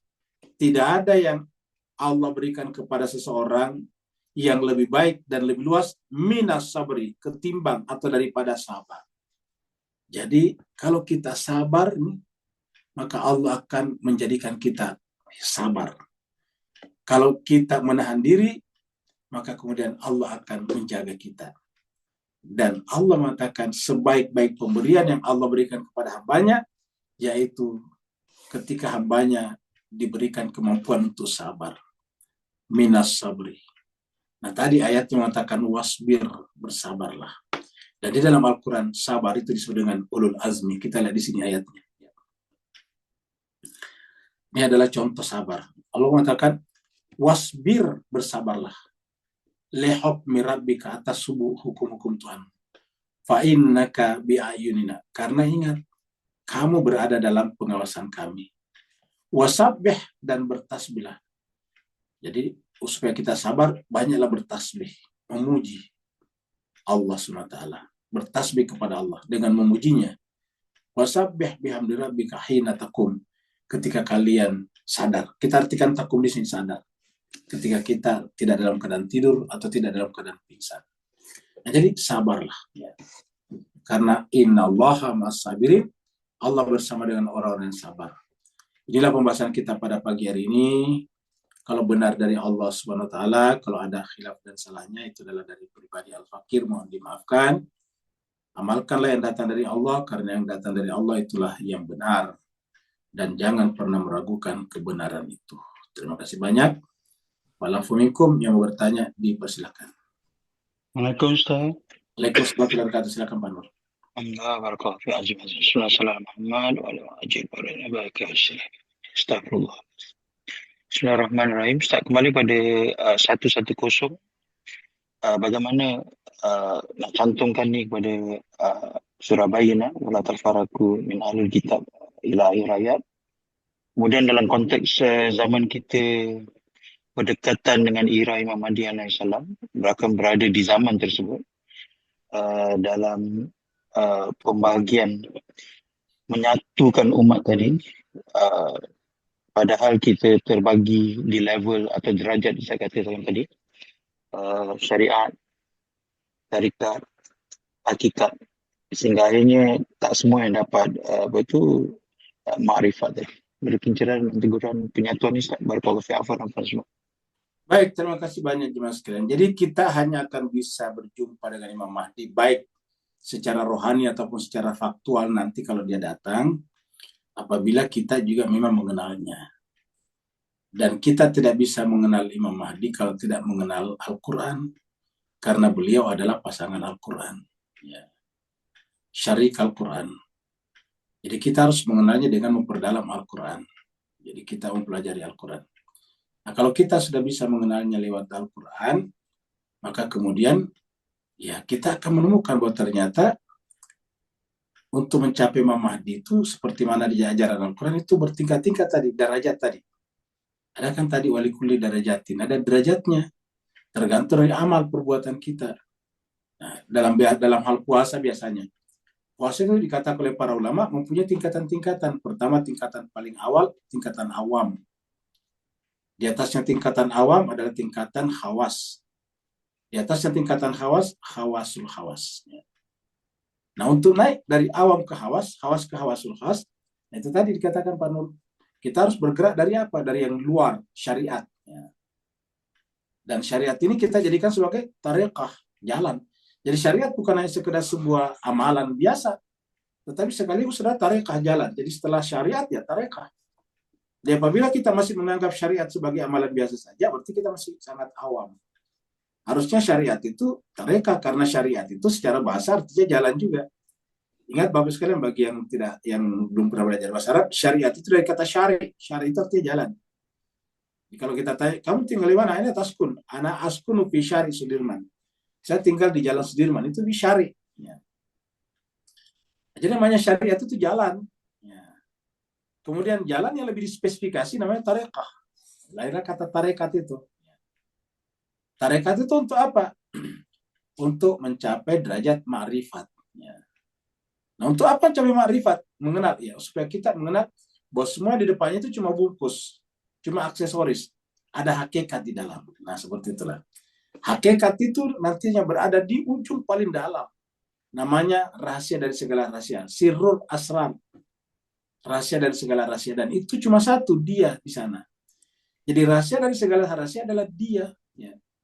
Nah, ketika kita masih menyebut kata Allah, masih menyebut kata Tuhan, itu belum sampai ke sana sebetulnya. Itu masih predikat-predikat yang diberikan oleh kita. Kita manusia menyebut Allah karena Allah dari bahasa Arab ilah, ya, yang disembah. Allah adalah yang pantas disembah. Dari kata Arab majikan, Tuhan, yang kita menyebut dia Tuhan, kita hambanya. Itu sebutan-sebutan dari kita. Lalu bagaimana dengan dia? Tidak ada namanya. Karena setiap nama batasan, setiap definisi membatasi. Nama itu kan batasan. Saya kita menyebut Rahman, berarti dia cuma pengasih, yang lain tidak. Makanya di dalam Al-Quran banyak sekali namanya. Ya, supaya apa? Supaya gambaran baik kita bahwa sebetulnya namanya dia adalah tak bernama. Tak bernama. Yang kita pelajari itu hanya untuk kita. Rahman, Rahim, Malik, dan Kudus itu untuk kita sebetulnya, agar kita pengasih, penyayang. Tuhan itu sebetulnya tidak terkampli-kampli seperti itu. Dia satu, utuh, tunggal, unity. Dia wujudnya tunggal. Ya, susunannya juga tidak tersusun. Jadi wujudnya tunggal dan juga ada, wajib adanya. Nah, jadi itulah jemaah sekalian terbahagia, maka kita bisa sampai ke sana kalau kita menjadikan agama sebagai syariat, tarekat, ma'rifat, baru kemudian hakikat. Seperti itu. Ada lagi yang lain? Ada Ustaz di chatroom. Baik. Kita ke chatroom dulu ya. Dari Sinta. Mengenai ayat 114 tentang 3 waktu salat. Mohon dijelaskan kenapa di tepis yang kedua ada salat zuhur dan asar. Ya kan memang begitu. Salat zuhur asar kan ya, tepis yang itu pertama adalah sebelum matahari di puncak. Ya, kemudian setelah matahari di puncak, itu tepis yang kedua. Nah, terus zuhur asar kan di sana. Ya. Maaf Ustadz, maksud pertanyaannya tuh kenapa ada sholat zuhur dan asar? Kenapa nggak satu aja gitu setelah tergelincir? Terus malam juga kenapa mesti dipisah, ada maghrib, ada isya. Jadi ada 2 azan gitu. Yang selama ini teman-teman Sunni lakukan gitu Ustadz. Nah, memang orang Syiah tidak melakukan begitu. Oh iya, cuma maksudnya kan waktunya ada, misalnya tuh kalau dari jam kan misalnya jam 12 tuh zuhur, terus jam jam 15 sekian tuh asar gitu azan. Dan itu benar juga. Iya benar, tapi kenapa maksudnya tuh kalau yang lain kan ada yang habis sholat zuhur, habis jam 12 sekian sholat zuhur, terus habis doa selesai mau sholat sunnah atau apa, terus habis itu dia bisa langsung sholat asar. Sementara teman-teman yang Sunni dia nunggu dulu jam 15 sekian azan asar gitu, maksudnya Ustadz, Dua-duanya kenapa benar. ada Nggak perbedaan? masalah, dua-duanya benar. Mm-mm. Kan waktu sholat zuhur asar kan sampai matahari terbenam. Berarti orang setelah sholat zuhur bisa menunggu sholat asar menjelang maghrib, menjelang terbenam matahari, bisa, nggak masalah juga. Ya. Ya ulangi lagi, dua-duanya benar, bisa dua-duanya, tinggal pilih yang mana, gitu. Oh ya baik Ustadz. Iya, Terus sebelumnya saya ada pertanyaan juga di chat ya, Ustadz dari teman saya yang lain. ya. Apa itu? Ya, di atasnya Ustaz. Di atas ya. Oh, ini di atas ya. Pertanyaan ini berarti just tip juga ya. Just tip. Ya, Ya, just tip Ustaz. kebetulan pas di awal tadabur tadi Ustaz bicara tentang yang di bawah permukaan lebih besar dari yang di atas. Ya, itu apa namanya? Gunung es kan begitu kalau gunung es. Kalau gunung es itu kan yang tenggelam di air lebih besar daripada yang muncul di permukaan. Ya, ditanya di bawah piramida Giza, struktur tian-tian dan kumparan tingginya setinggi high-rise building kedalaman tanah. Dan telah ini menepis teori fungsi piramida sebagai makam Firaun, melainkan juga sebagai generator listrik. Waduh, saya juga belum pernah ketemu ini pernyataan ini. Saya belum terima bahwa di bawah apa namanya, di bawah piramida itu ada seperti itu, belum. Saya baru baca ini. Iya. Ada itunya sih link YouTube-nya Ustaz. Ya. YouTube-nya ada juga link link penelitiannya. Oh, dia sih baru kayak semacam bincang-bincang itu Nah, aja itu sih. dia. Kalau di YouTube semua orang bisa bikin konten kan. Yang paling bagus itu tertulis link-link penelitian untuk itu. Karena kalau bikin konten semua orang bikin aneh-aneh biar banyak penontonnya. Ingat, YouTube itu sekarang menjadi tempat mendapatkan pendapatan luar biasa. Satu view itu adalah bisa dimonetisasi. Jadi supaya banyak viewer, ya bikin konten yang agak yang out of the box lah, walaupun terkadang tidak benar. Ya. Ya, Jadi paham. dengan demikian bagusnya nanti minta sama temannya tuh link-linknya bisa kita baca tuh, link-link beritanya atau apa penelitiannya lah, jurnal-jurnalnya. Penelitinya siapa, kira-kira gitulah. Penelitiannya kapan, kalau ada bukunya itu lebih bagus lagi. Karena ini menyangkut masalah kebenaran, jadi tidak boleh kita hanya sekedar lalu. Betul. Kebenaran itu harus diperiksa dengan baik-baik, supaya kita jangan terjebak kepada framing, hoax, highlighting dan sebagainya, kayak gitu-gitu.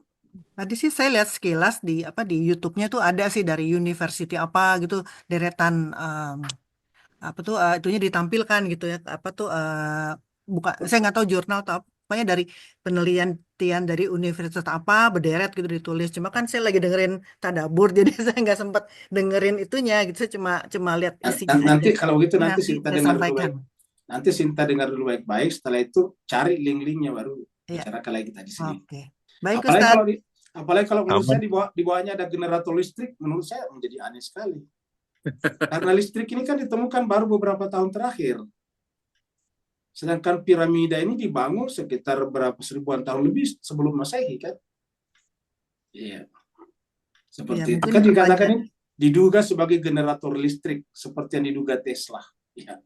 Yang menjadi aneh lah menurut saya. Oke, terima Oke, kasih Ustaz. Ustaz. Ya, Ustaz. Apaan Ustadz? Mau Ya. tanya? Roni Ustadz. Ya silakan. Apa? Mungkin tanya, Ustaz. Ya silakan Pak Roni dulu, silakan Pak Roni. Iya. Ustadz meneruskan pertanyaan Bu Sinta itu, kalau memang itu Allah membagi 3 waktu Ustadz, kenapa di saat waktu tergini itu namanya ada 2 sholat gitu, asar dan duhur dan asar? Apakah itu memang karena pembagian waktu? Ya maksud saya kenapa enggak dalam waktu itu sholatnya namanya 1 gitu, bukan duhur dan asar?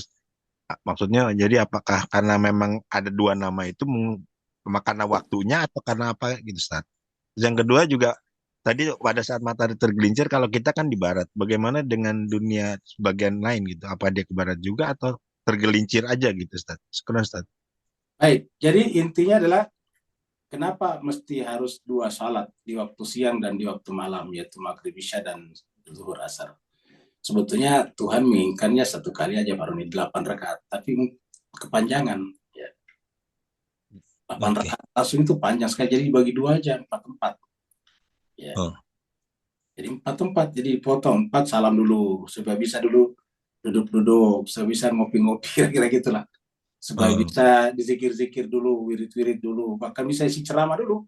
Nabi dulu 4 rakaat, salat zuhur, setelah itu isi ceramah. Kan Nabi kan nggak punya sekolah kayak kita, nggak punya kelas. Di mana kelasnya Nabi? Ya di masjid. Apa yang diajarkan Nabi? Al-Quran sebanyak 30 juz, sebanyak 114 surat. Kalau tidak di masjid, lalu di mana Nabi mengajarkannya? Kok orang bisa hafal? Kan sahabat bisa hafal, bisa tahu. Di mana diajarkan? Diajarkannya antara zuhur dan asar. Makanya lahirlah dipisah salat itu sebetulnya. Maka Nabi dulu berdasarkan laporan Ibnu Abbas, kalau tidak ada pelajaran digabung aja, langsung salat asar. Tapi kalau ada pelajaran, salat zuhur dulu. Habis itu ngisi ceramah. Ya, habis itu setelah itu baru salat asar. Nah, kenapa dipisah kayak gitu oleh Nabi? Supaya jangan langsung pulang, biar ikut belajar dulu, kan begitu. Ya. Mana buktinya? Buktinya di surat Al-Jum'ah. Surat Al-Jumu'ah itu bahkan Nabi masih berkhutbah sudah pada kabur tuh. Baca surat Al-Jumu'ah bagian terakhir.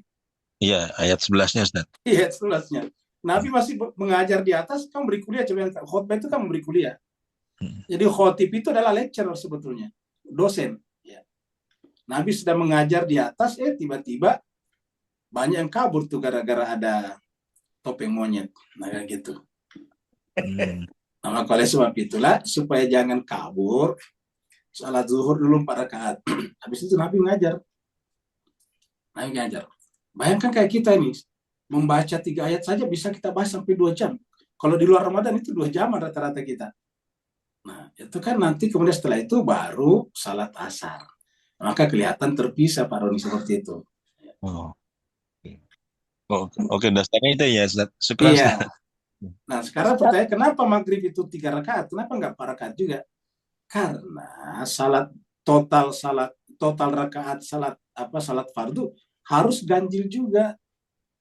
Oh, Jadi itu juga. pengganjilnya itu maghrib. Jadi maghrib itu witirnya salat fardu. Ya.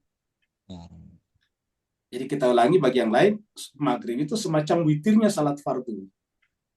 Harus ganjil. Makanya kalau kita misalnya jamak qasar, zuhur dan asar boleh dijadikan dua-dua. Maghrib isya boleh dua-dua, tapi maghrib tidak boleh jadi 2. Ya. Iya. Karena kalau maghrib jadikan 2, dia menjadi genap, dia tidak ganjil. Ya. Seperti itu. Ustadz mau tanya boleh? Silakan. Karena Syukran, kebetulan sekarang hari Minggu jadi bisa nanya. Izin juga saya bertanya Ustadz ya, izin. Ya, silakan. Ustadz. Yang ibu-ibu tadi dulu ya, silakan. Bu Rati. Ibu Rati, Ustadz. Ya, silakan. Ustadz, apakah maknanya dengan dibagi waktu 3 itu juga salah satunya karena efisiensi ya Ustadz? Kalau melihatnya kan kalau zaman Nabi, karena kan pada waktu itu Nabi harus mengajarkan, sedangkan orang-orang yang di Makkah pada waktu itu kan rumahnya jauh-jauh gitu Ustadz. Terus kalau melihat kita zaman sekarang, apalagi kita di Jakarta, efisiensinya karena waktunya jadi lebih mudah karena ya macet gitu Ustadz, kalau dari waktu satu ke waktu gitu Ustadz. Apa esensinya seperti Ustadz? Saya kira benar berarti jadi ada benarnya. Dan itu artinya bukan hanya terjadi pada saat itu, tapi setiap saat. Yaitu bahwa contohnya gini, pada zaman Nabi itu masjid tidak sebanyak sekarang. Ya, pada zaman Nabi itu masjid itu hanya di beberapa titik saja. Di Madinah, terus di luar di Kuba baru ada lagi. Nah, kalau misalnya mereka, dan ingat dulu itu kan jalan tidak seperti sekarang. Belum ada motor, belum ada sepeda.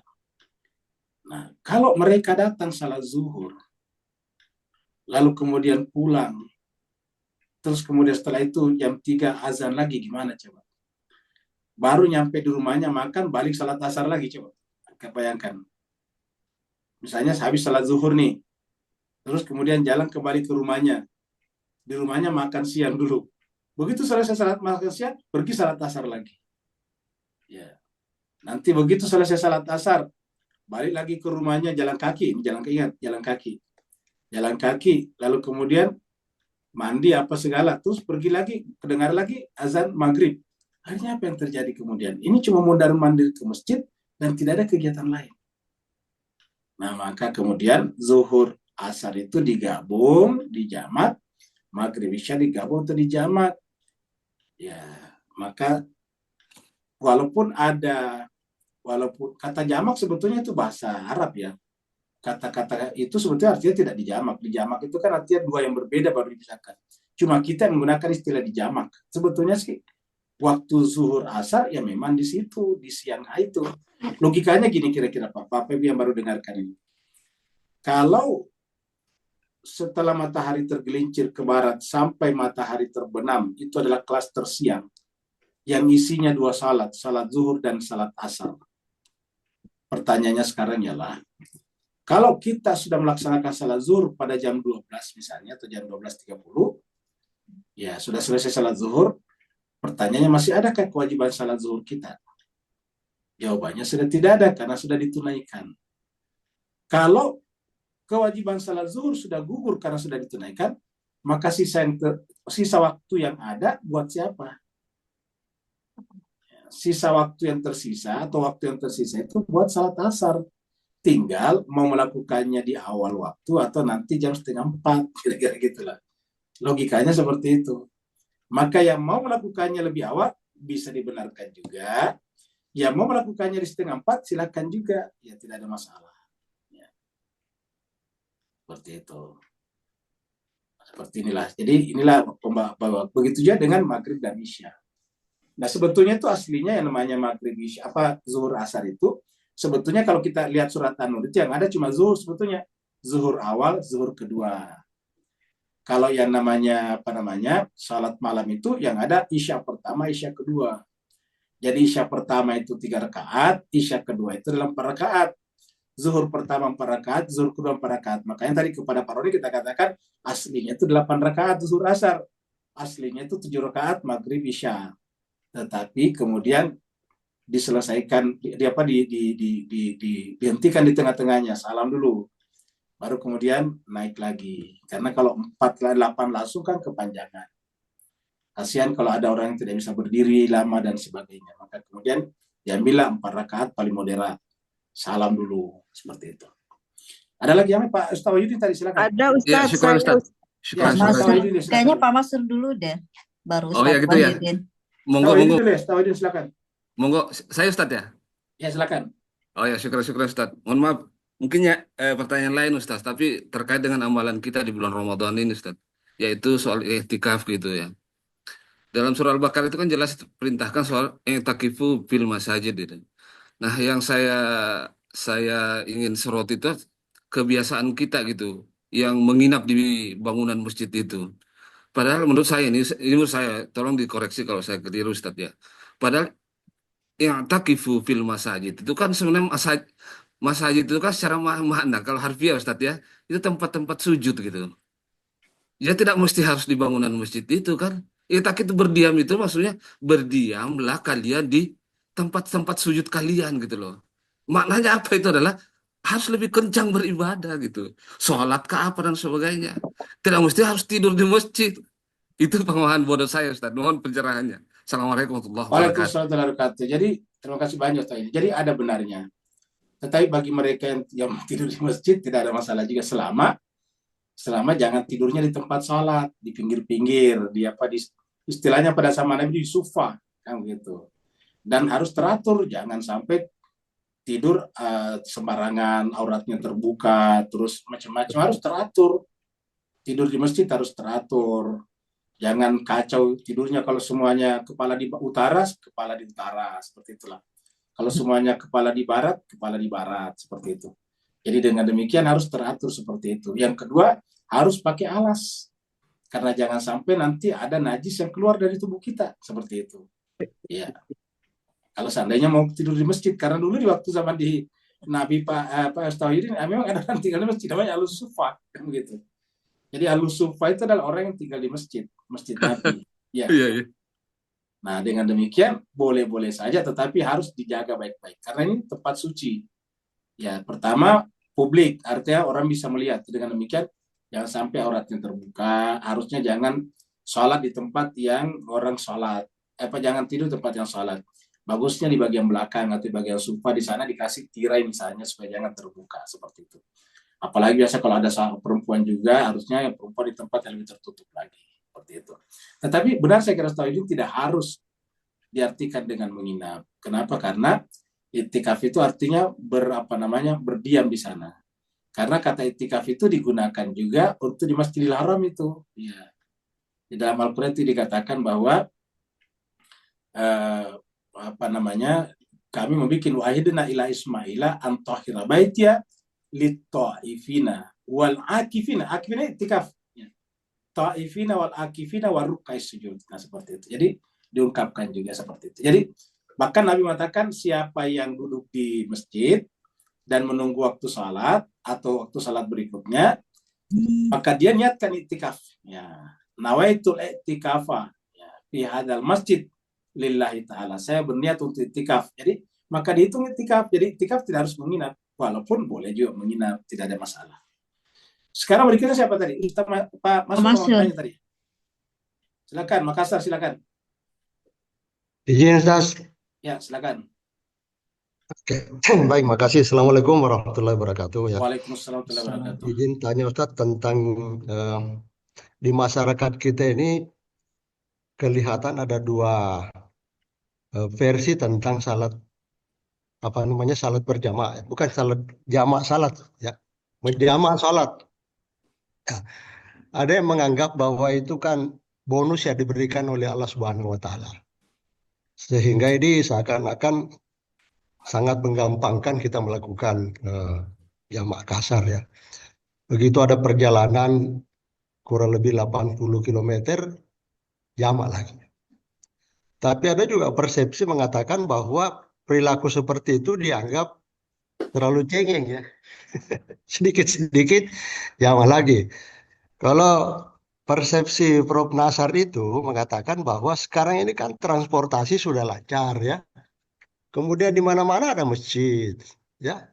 Jadi kalau masih memungkinkan kita singgah, ya kita singgah salat lagi. Jadi menurut Ustaz ini kira-kira mana lebih utama ini ya? Nah, karena ada juga persepsi, wah ini kan bonus dari Allah Subhanahu Wa Taala. Kalau tidak dimanfaatkan, dianggap nanti kita sombong. Ya, Baik, terima kasih banyak. Intinya adalah satu, beragama tidak boleh berdasarkan hawa nafsu. Itu yang pertama kita sepakati dulu. Beragama tidak boleh berdasarkan hawa nafsu, karena justru agama datang, tujuan utamanya sebetulnya adalah untuk menekan ego kita. Ya. Ibadah seperti sholat, puasa, zakat, haji itu hanyalah alat ubudiyah namanya. Ada alat ubudiyah, ada alat muamalah untuk menekan ego kita.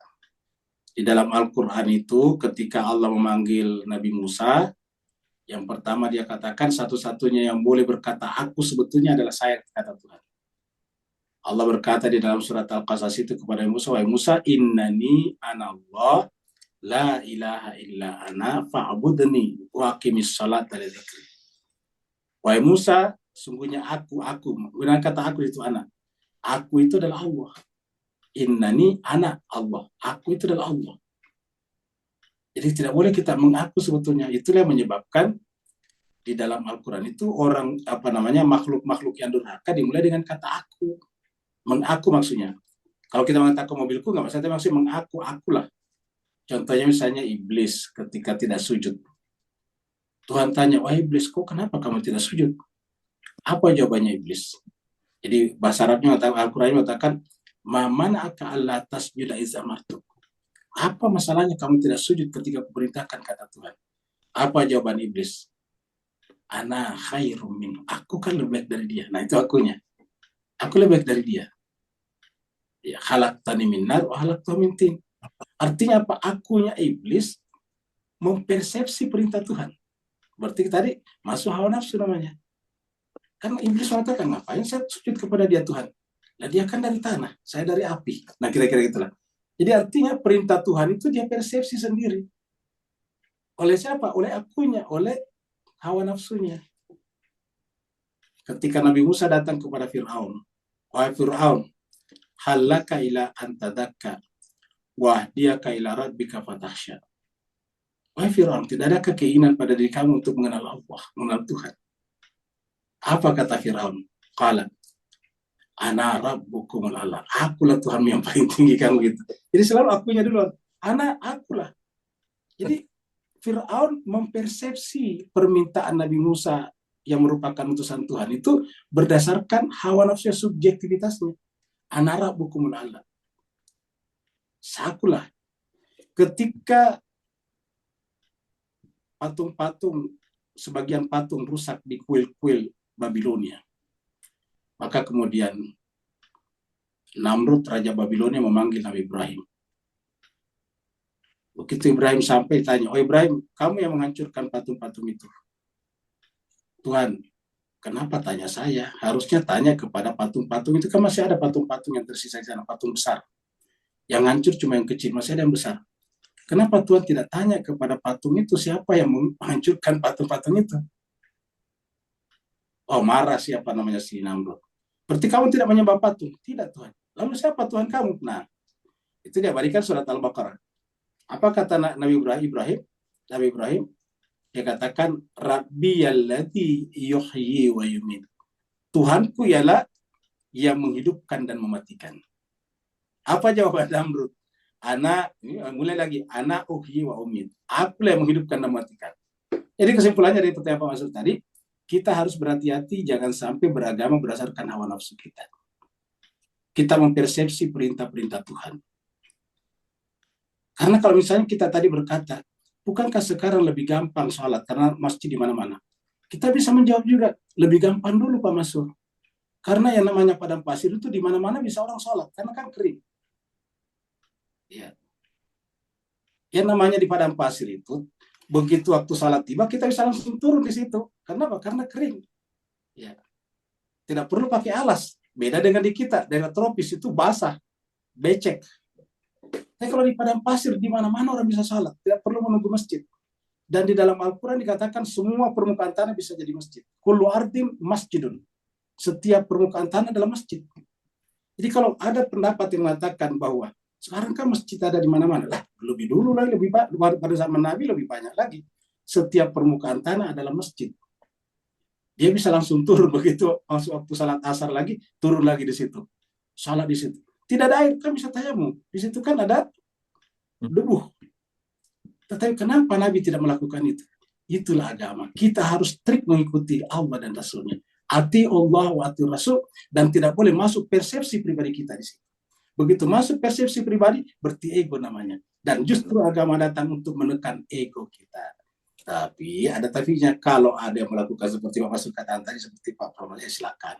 Toh Al-Quran sudah mengatakan, lana amaluna walakum amalukum. Toh nanti di akhirat, masing-masing kita akan berhadapan, bertanggung jawab di hadapan Allah Subhanahu wa Ta'ala. Apa Ustaz? Mau nambahin Ustaz? Silakan.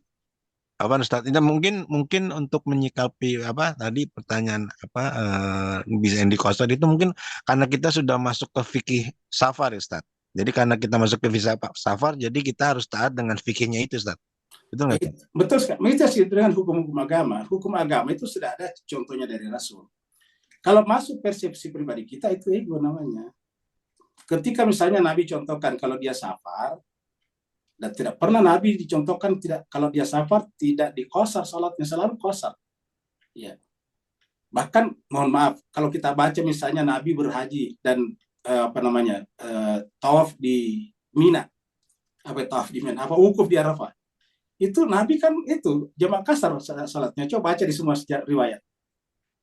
Ya. Dari Mekah Nabi pergi ke Arafah itu adalah di jamak kasar, dan itu yang dilakukan sekarang semua jemaah sekarang. Kalau dia berada di wukuf di Arafah itu semuanya jamak kasar. Kalau kita pikir-pikir kenapa ada jamak kasar? Tidak ada kegiatan di sana. Coba kita memasukkan persepsi ini. Coba siapa yang semuanya sudah berhaji pasti tahu kalau kita ada di Arafah itu tidak ada kegiatan, cuma duduk di dalam tenda, gitu. Kalau kita pikir-pikir kenapa mesti jamak kasar ya? Ya karena memang begitulah Nabi lakukan. Karena Nabi menjamak kasar di di Arafah, ya kita melakukannya juga. Tidak boleh kita mengatakan, saya kan tidak ada kegiatan, nggak apa-apa kok 4 rakaat, saya nggak ada kegiatan juga. Nggak bisa, karena agama tidak boleh dipersepsi secara pribadi. Nanti setelah misalnya kita di Arafah itu kan kita mulai meninggalkan Arafah setelah matahari terbenam. Nah kita langsung salat maghrib bisa lagi tuh, jamak kasar lagi di sana tuh. Sebelum kita berangkat pergi ke Musdalifah. Iya. Jadi jamak kasar, pada itu kan dekat sebetulnya tuh Mekah dengan Arafah. Nah dengan demikian inilah yang terjadi pada pada agama. Jadi agama tidak boleh masuk persepsi individual. Persepsi individual subjektif inilah yang disebut dalam bahasa agama dengan ra'yu. Ya, Nabi mengatakan siapa yang coba beragama dengan ra'yu maka siapkanlah tempatnya nanti di neraka. Oh gitu. Kenapa? Karena dia memahami agama secara ra'yu. Ingat, ra'yu beda dengan akal. Ra'yu itu pandangan pribadi, kalau akal pandangan universal. Ya. Dalam Al-Quran ada kata-kata afara'aita, itu ra'yu. Tapi ada juga afala ta'qilun, itu adalah akal. Jadi 2 hal yang berbeda. Saya bisa contohkan di dalam surat Al-Furqan ayat 43 dikatakan afara'aita manittakhadha ilahahu hawahu. Nah itu adalah afara'aita dari kata ra'a. Itu berarti artinya persepsi. Dan namanya persepsi pribadi bisa benar, bisa salah. Tapi kalau dia akal, pasti benar, karena dia bersifat universal. Baik, ada lagi sebelum kita tutup? Ada Ustadz saya. Silakan. Uti, Ada silakan. just tip nih Ustadz. Ya, silakan. Sholat itu tiang agama ya Ustadz. Ya, betul. Fondasinya apa Ustadz? Baik, Oke, itu aja, ya. Tim. Iya, makasih Ustadz. Jadi sholat itu tiang agama, kemudian fondasinya adalah iman. Iman, takwa. Makanya iman itu tidak kelihatan, fondasi itu tidak kelihatan, Uti. Ya, kita lihat gedung bertingkat itu tidak kelihatan fondasinya. Salat ya begitu, yang kelihatan salat, berdiri, rukuk, sujud, tapi imannya gak kelihatan di hati sini. Maka rukun iman itu adalah fondasi, rukun Islam itu adalah bangunannya. Di dalam bangunan itu ada rukun, ada tiangnya, itulah salat. Ya, seperti itu. Oh, ya. Makasih Ustadz. Ya, just tipsnya cuma satu. Iya cukup Ustadz. Oh, baik. Bagus juga pertanyaannya ini Ustaz, jarang ditanyakan ya. Oh iya, betul ya. Menarik. Ada lagi Ustadz di chatroom. Nah, ada lagi ternyata katanya dijawab sekali karena kita sekarang hari Minggu ya hari bisa santai-santai. Ini dari Buria ini ya? Buria, iya. Ya. Ustadz, mengenai jamak qasar jarak berapa kilometer kita bisa melakukannya? Tergantung dari mazhabnya. Kalau Ibu Ria bermazhab Syafi'i, jaraknya 87 km. Kalau Ibu Ria bermazhab Ja'fari, jaraknya 22,5 km dari batas kota. Kalau Imam Syafi'i tadi 87 km dari rumah, itu hal yang berbeda. Jadi kalau Imam Syafi'i 87 km start dari rumah. Ya. Tapi kalau Imam Ja'fari itu adalah 22,5 km dari batas kota. Jadi dibedakan. Kenapa Ja'fari menggunakan batas kota? Karena bagi dia, kalau kita masih di wilayah daerah kita, tidak boleh qasar. Masih dalam wilayah daerah kita. Contohnya saya ini tinggal misalnya di di Cilengsi itu Bogor atau KBSD Tangerang. Tapi wilayah kegiatan saya kan 4 tempat, Jakarta, Bogor, Kabupaten Bogor maksudnya, kemudian Tangerang, Bekasi. Nah, maka semua ini adalah daerah saya semuanya. Jadi yang disebut dengan watan saya, daerah tempat saya itu adalah semuanya karena setiap aktivitas saya di situ. Ya. Saya beraktivitas mondar-mandir Tangerang, Jakarta, kemudian Bogor, kemudian Bekasi terkadang juga. Nah jadi ini adalah wilayah saya, ini adalah wilayah watan saya namanya. Nah kalau saya mau qasar, saya harus hitung dari misalnya kalau ke arah timur, saya harus hitung dari perbatasan Bekasi. Ya, perbatasan Bekasi hitung 22,5 km. Kalau versi Ja'fari. Kalau ke arah selatan, saya hitung dari perbatasan Kabupaten Bogor. Ya, Kabupaten Bogor 22,5 km. Kabupaten Bogor itu luas itu, sampai di puncak sana itu Kabupaten Bogor, Bu. Jadi sampai di puncak itu Kabupaten Bogor. Kalau yang Kota Bogor kecil, tapi Kabupaten Bogor luas. Ya, Kabupaten Bogor itu sampai puncak sana, berbatasan dengan Cianjur, sampai berbatasan dengan Rangkas Bitung sana itu adalah Kabupaten Bogor. Nah, jadi saya harus hitung 22,5 km dari perbatasan saya itu. Ya, itu kalau versi Ja'fari. Seperti itu. Jadi tergantung mazhabnya. Dan kita di pengajian kita ini tidak memutlakkan harus pakai mazhab ini. Tergantung, penting ada alasannya. Seperti itu, silakan. Ada ulamanya melakukan itu, karena yang kita dahulukan di sini adalah persatuan. Makanya setiap kita menjelaskan perbedaan-perbedaan di sini, kita selalu tutup. Lana a'maluna walakum a'malukum. Marilah melaksanakan sesuai dengan keyakinannya, dengan tetap menghormati keyakinan orang lain. Seperti itu. Ada lagi Ustaz dari Bu Elis dan Pasar. Ibu Eli, ya dari Bali nih ya. Jarak qasar berlaku juga dengan bisa membatalkan puasa. Membatalkan. Oh ya betul. Jadi dalam Al-Quran dikatakan itu kalau kita safar harus batal puasanya. Ya, jadi dengan demikian kalau tidak mau batal puasanya ya jangan safar. Ini juga tidak boleh berdasarkan hawa nafsu juga ini. Wah saya kan misalnya masih kuat, ya tidak boleh karena agama itu tidak boleh mengikuti ego. Ya, karena jelas tertera dalam Al-Quran. Faman kana minkum maridwan aw ala safarin. Siapa di antara kalian sakit atau safar, fa'iddatun, tidak mengatakan boleh tidak puasa, enggak. Fa'iddatun artinya wajib menggantinya di hari yang lain, artinya tidak puasa. Coba lihat surat Al-Baqarah 184 dan 185. Faman kana minkum maridan aw ala safarin fa'iddatun min ayamin ukhar. Mengganti jadi hari yang lain kan berarti wajib diganti berarti kan tidak puasa. Jadi caranya kalau kita bulan Ramadan begini, sedapat mungkin jangan safar. Karena Ramadan itu bagusnya digunakan banyak tinggal di rumah, di tempat kita, untuk membaca Al-Quran, tadabur, tadarus, belajar gitu. 11 bulan nggak apa-apa kita bepergian, tapi masa satu Ramadan juga dipakai bepergian juga? Kita ini mau mati dan kita harus mempersiapkan diri. Ya. Cukuplah 11 bulan kita aktif kemana-mana, pergi kemana-mana. Masa sampai Ramadan digunakan juga seperti itu? Kecuali kalau memang aktif pekerjaan utamanya seperti itu, seperti misalnya sopir mobil bus, ya itu tidak boleh, tidak harus ada di Ramadan, tetap harus jalan. Kalau enggak tidak ada orang mudik, kamu gitu. Ya. Sopir truk kalau tidak jalan ya tidak ada sembako misalnya. Tapi sedapat mungkin kita mengurangi aktivitas kita di bulan Ramadan, sehingga di bulan Ramadan itu benar-benar lebih banyak melakukan takarrub, mendekatkan diri kepada Allah Subhanahu wa taala, karena kita benar-benar akan kembali kepadanya. Dan kalau Ramadan juga kita tidak bisa digunakan, pertanyaan kapan lagi? Ada lagi? Ada, maaf Ustaz. Assalamualaikum. Waalaikumsalam warahmatullahi wabarakatuh. Silakan Pak Haji. Ini apa macam kita kita safar tadi. Ya. Anak biasanya anak safar kalau kata dalam jarak yang agak 1 jam kurang lebih itu, anak selepas zuhur baru buat Ustaz. Apa boleh macam tu Ustaz? Baik. Jadi ada juga, ini juga adalah pendapat fikih, namanya fikih Ja'fari juga. Tidak dikatakan safar apabila kita berjalan setelah selesai salat zuhur. Ya.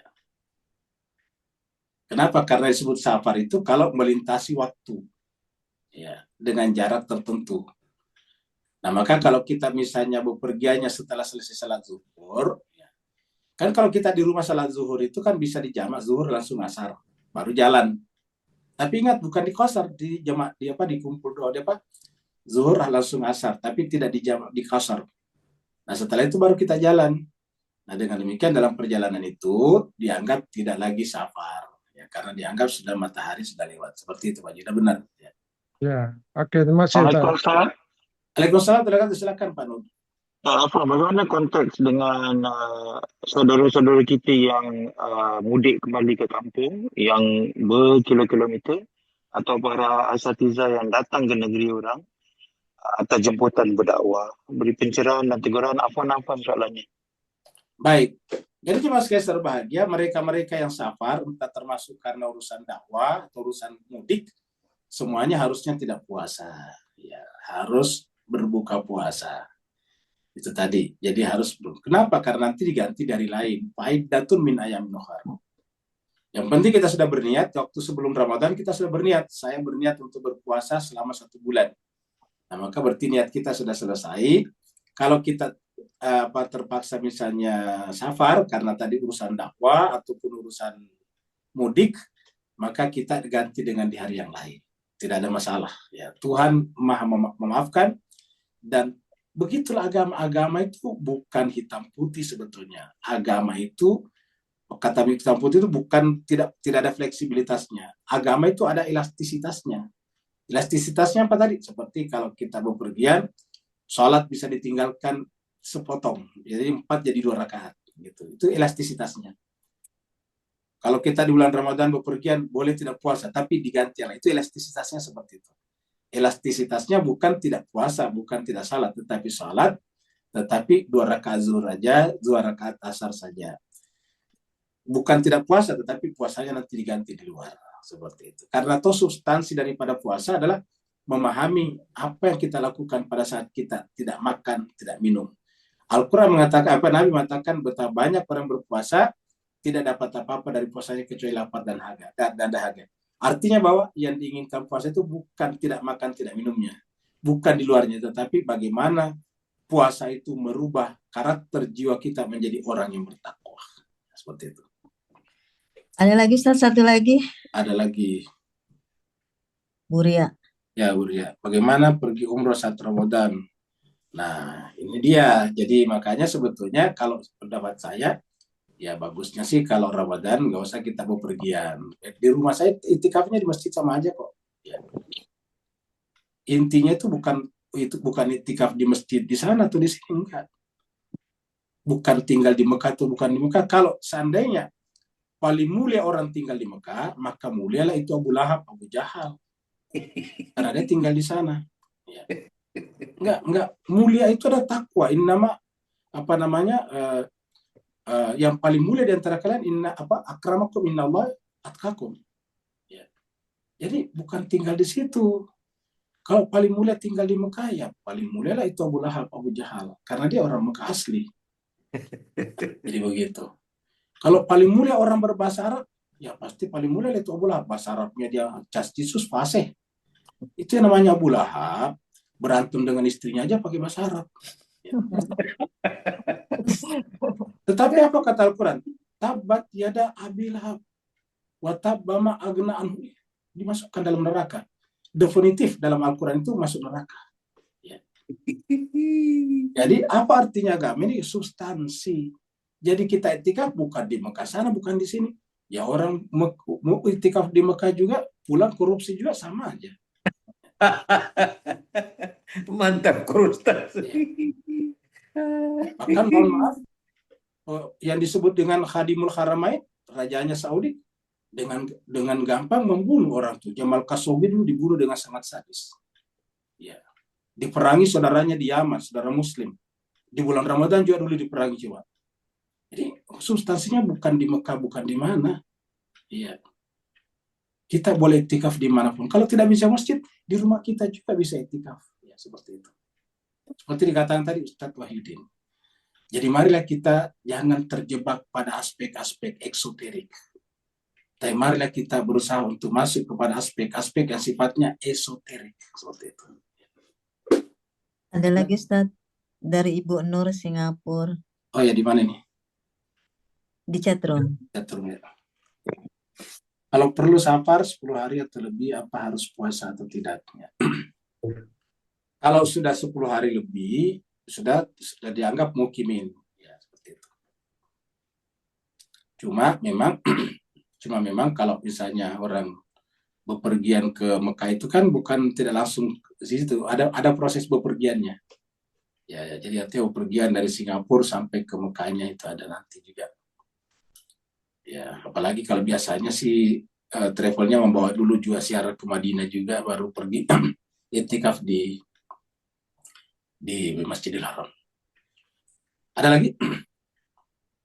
Tidak ada. Saya kira cukup sampai di sini. Assalamualaikum Ustadz. Waalaikumsalam. Ya, silakan. Iya Ustadz, masih tema safar di bulan Ramadan Ustadz. Ya, silakan Bu. Iya, ini karena tidak ada penerbangan yang setelah sholat zuhur, penerbangan ke daerah Indonesia bagian timur itu pagi semua, sehingga kita sekitar sampai di tujuan itu jam 12 siang lah. Ini putra saya ini ngeyel masalahnya Ustadz, sudah saya jelasin seperti yang Ustadz sebutkan tadi itu, tapi dia bilang, aku tidak mau batalin puasa ke Umi, nanti susah, harus mengganti puasa lagi. Pokoknya aku kuat, nanti aku puasa full sampai di sana, aku full puasanya gitu. Nah, sama sholat, sama di sana sekitar 1 minggu Ustadz, jadi kan berlaku jamak kasar ya. Nah, tapi dia juga bilang, aku tidak mau kasar, tidak mau jamak, aku mau soalnya full gitu. Ya. Gimana Ustadz, ini anak yang ngeyel sekali, apa dicewet kupingnya atau gimana Ustadz? Ya syukur Ustadz. Yang pertama dulu kita sampaikan, kalau misalnya bepergiannya sebelum pagi dan tiba di sana sebelum zuhur, dia bisa tidak membatalkan puasanya. Yang kedua adalah ya kalau dia ngeyel tidak apa-apa Bu Samsa. Yang namanya anak-anak kan begitu. Harus kita pahami bahwa namanya manusia itu pendapatnya bisa berubah-ubah. Ya. Oleh sebab itulah marilah kita menghormati. Itu caranya anak kita sebetulnya mengeksplorasi pencarian identitas dirinya seperti itu. Ya, yang tidak kalah pentingnya kita berikan kepada anak adalah kebebasan untuk berpendapat dan berbuat berdasarkan pendapatnya. Karena anak-anak itu seperti kita juga itu kan dinamis, satu saat berubah. Bacaannya mereka bertambah terus. Jadi lama-kelamaan nanti akan terjadi perubahan juga. Jadi begitu. Jadi sebaiknya kalau saran saya Bu Samsa, hormati saja anaknya seperti itu. Syukran Ustadz. Ya. Saya kira cukup Pak Bu ya sampai di sini. Terima kasih. Assalamualaikum Ustadz. Bisa Waalaikumsalam, pipi. silakan. Ya, silakan. Iya. Iya, Waalaikum Ustadz. Tabe, Ustadz. Ini kan saya juga ini berteman dengan kebanyakan yang umum toh Ustadz. Jadi saya artinya susah juga mau menjelaskan, nanti menjelaskan mereka lagi salah pengertian ya. Tetapi untuk diri saya ini, jadi masalah kalau kita berpindah tempat atau umpamanya saya dari Palu ke Makassar, karena saya mukimnya di Palu, di Makassar lahir saya, tetap bisa puasa. Cuma waktu keberangkatan lagi. Jadi sebenarnya inti dari semua ini Ustadz, ketaatan ya Ustadz ya. Betul. Bahwa bukan kita berasumsi dengan menurut pendapat kita ya. Bahwa ketaatan. Jadi kadang bilang, oh kalau batal saya nanti kan ganti puasa lagi repot. Itu pikiran saya dulu Ustadz.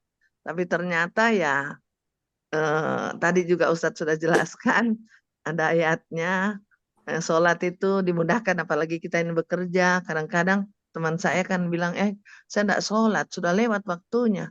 Tapi kan sholat itu wajib. Jadi saya bilang ya kan ada itu di dalam ini. Saya cuma bisa bilang begitu. Kalau kamu lakukan silahkan, kalau tidak. Tetapi berarti sholat itu kita tidak tinggalkan. Gitu. Cuma waktunya saja ada dalam tergelincir sampai ini berarti masuk sudah waktu sholat lohor dan asar. Gitu barangkali. Jadi intinya ini saja. Saya lebih ini lagi Ustaz. Terima kasih atas tausiahnya. Mudah-mudahan bermanfaat untuk diriku Ustaz. Iya. Assalamualaikum Ustaz. Waalaikumsalam. Terima kasih banyak Bu Vivi. Iya. Jadi saya kira sikap kita sudah benar. Sikap Bu Vivi sudah benar. Yaitu kita menjelaskan kalau berkaitan dengan diri kita. Dia tanya, kenapa kamu begini? Kita jelaskan saya itu seperti ini. Karena Al-Quran mengatakan seperti ini. Setelah kita menjelaskan, ya terserah mau ikut atau tidak silakan, mau mengikuti pendapatnya silakan. Tapi inti daripada agama adalah mengajarkan kita kepada ketaatan.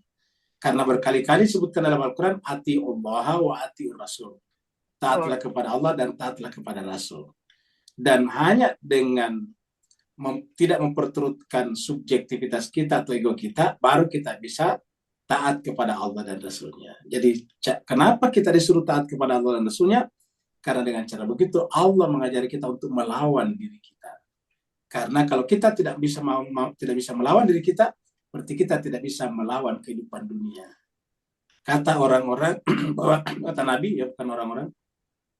Kata Nabi jihad yang paling besar itu bukanlah berperang di Badar, tetapi jihad yang paling besar adalah melawan diri sendiri. Jihadun nafs, jihadul akbar. Jihad yang paling besar adalah jihad melawan diri sendiri. Seperti itu. Terima kasih banyak Bapak sekalian atas kesediaannya untuk sampai jam 6:30 sekarang ya. Ini paling lama kita. 7:30 ya. Ya, ini paling lama kita pada hari ini. Terima kasih banyak. Assalamualaikum warahmatullahi wabarakatuh. Ya. Waalaikumsalam warahmatullahi wabarakatuh. Terima kasih Ustaz. Pada Ibu Ayu. Terima kasih Bu Ayu. Ya, sama-sama.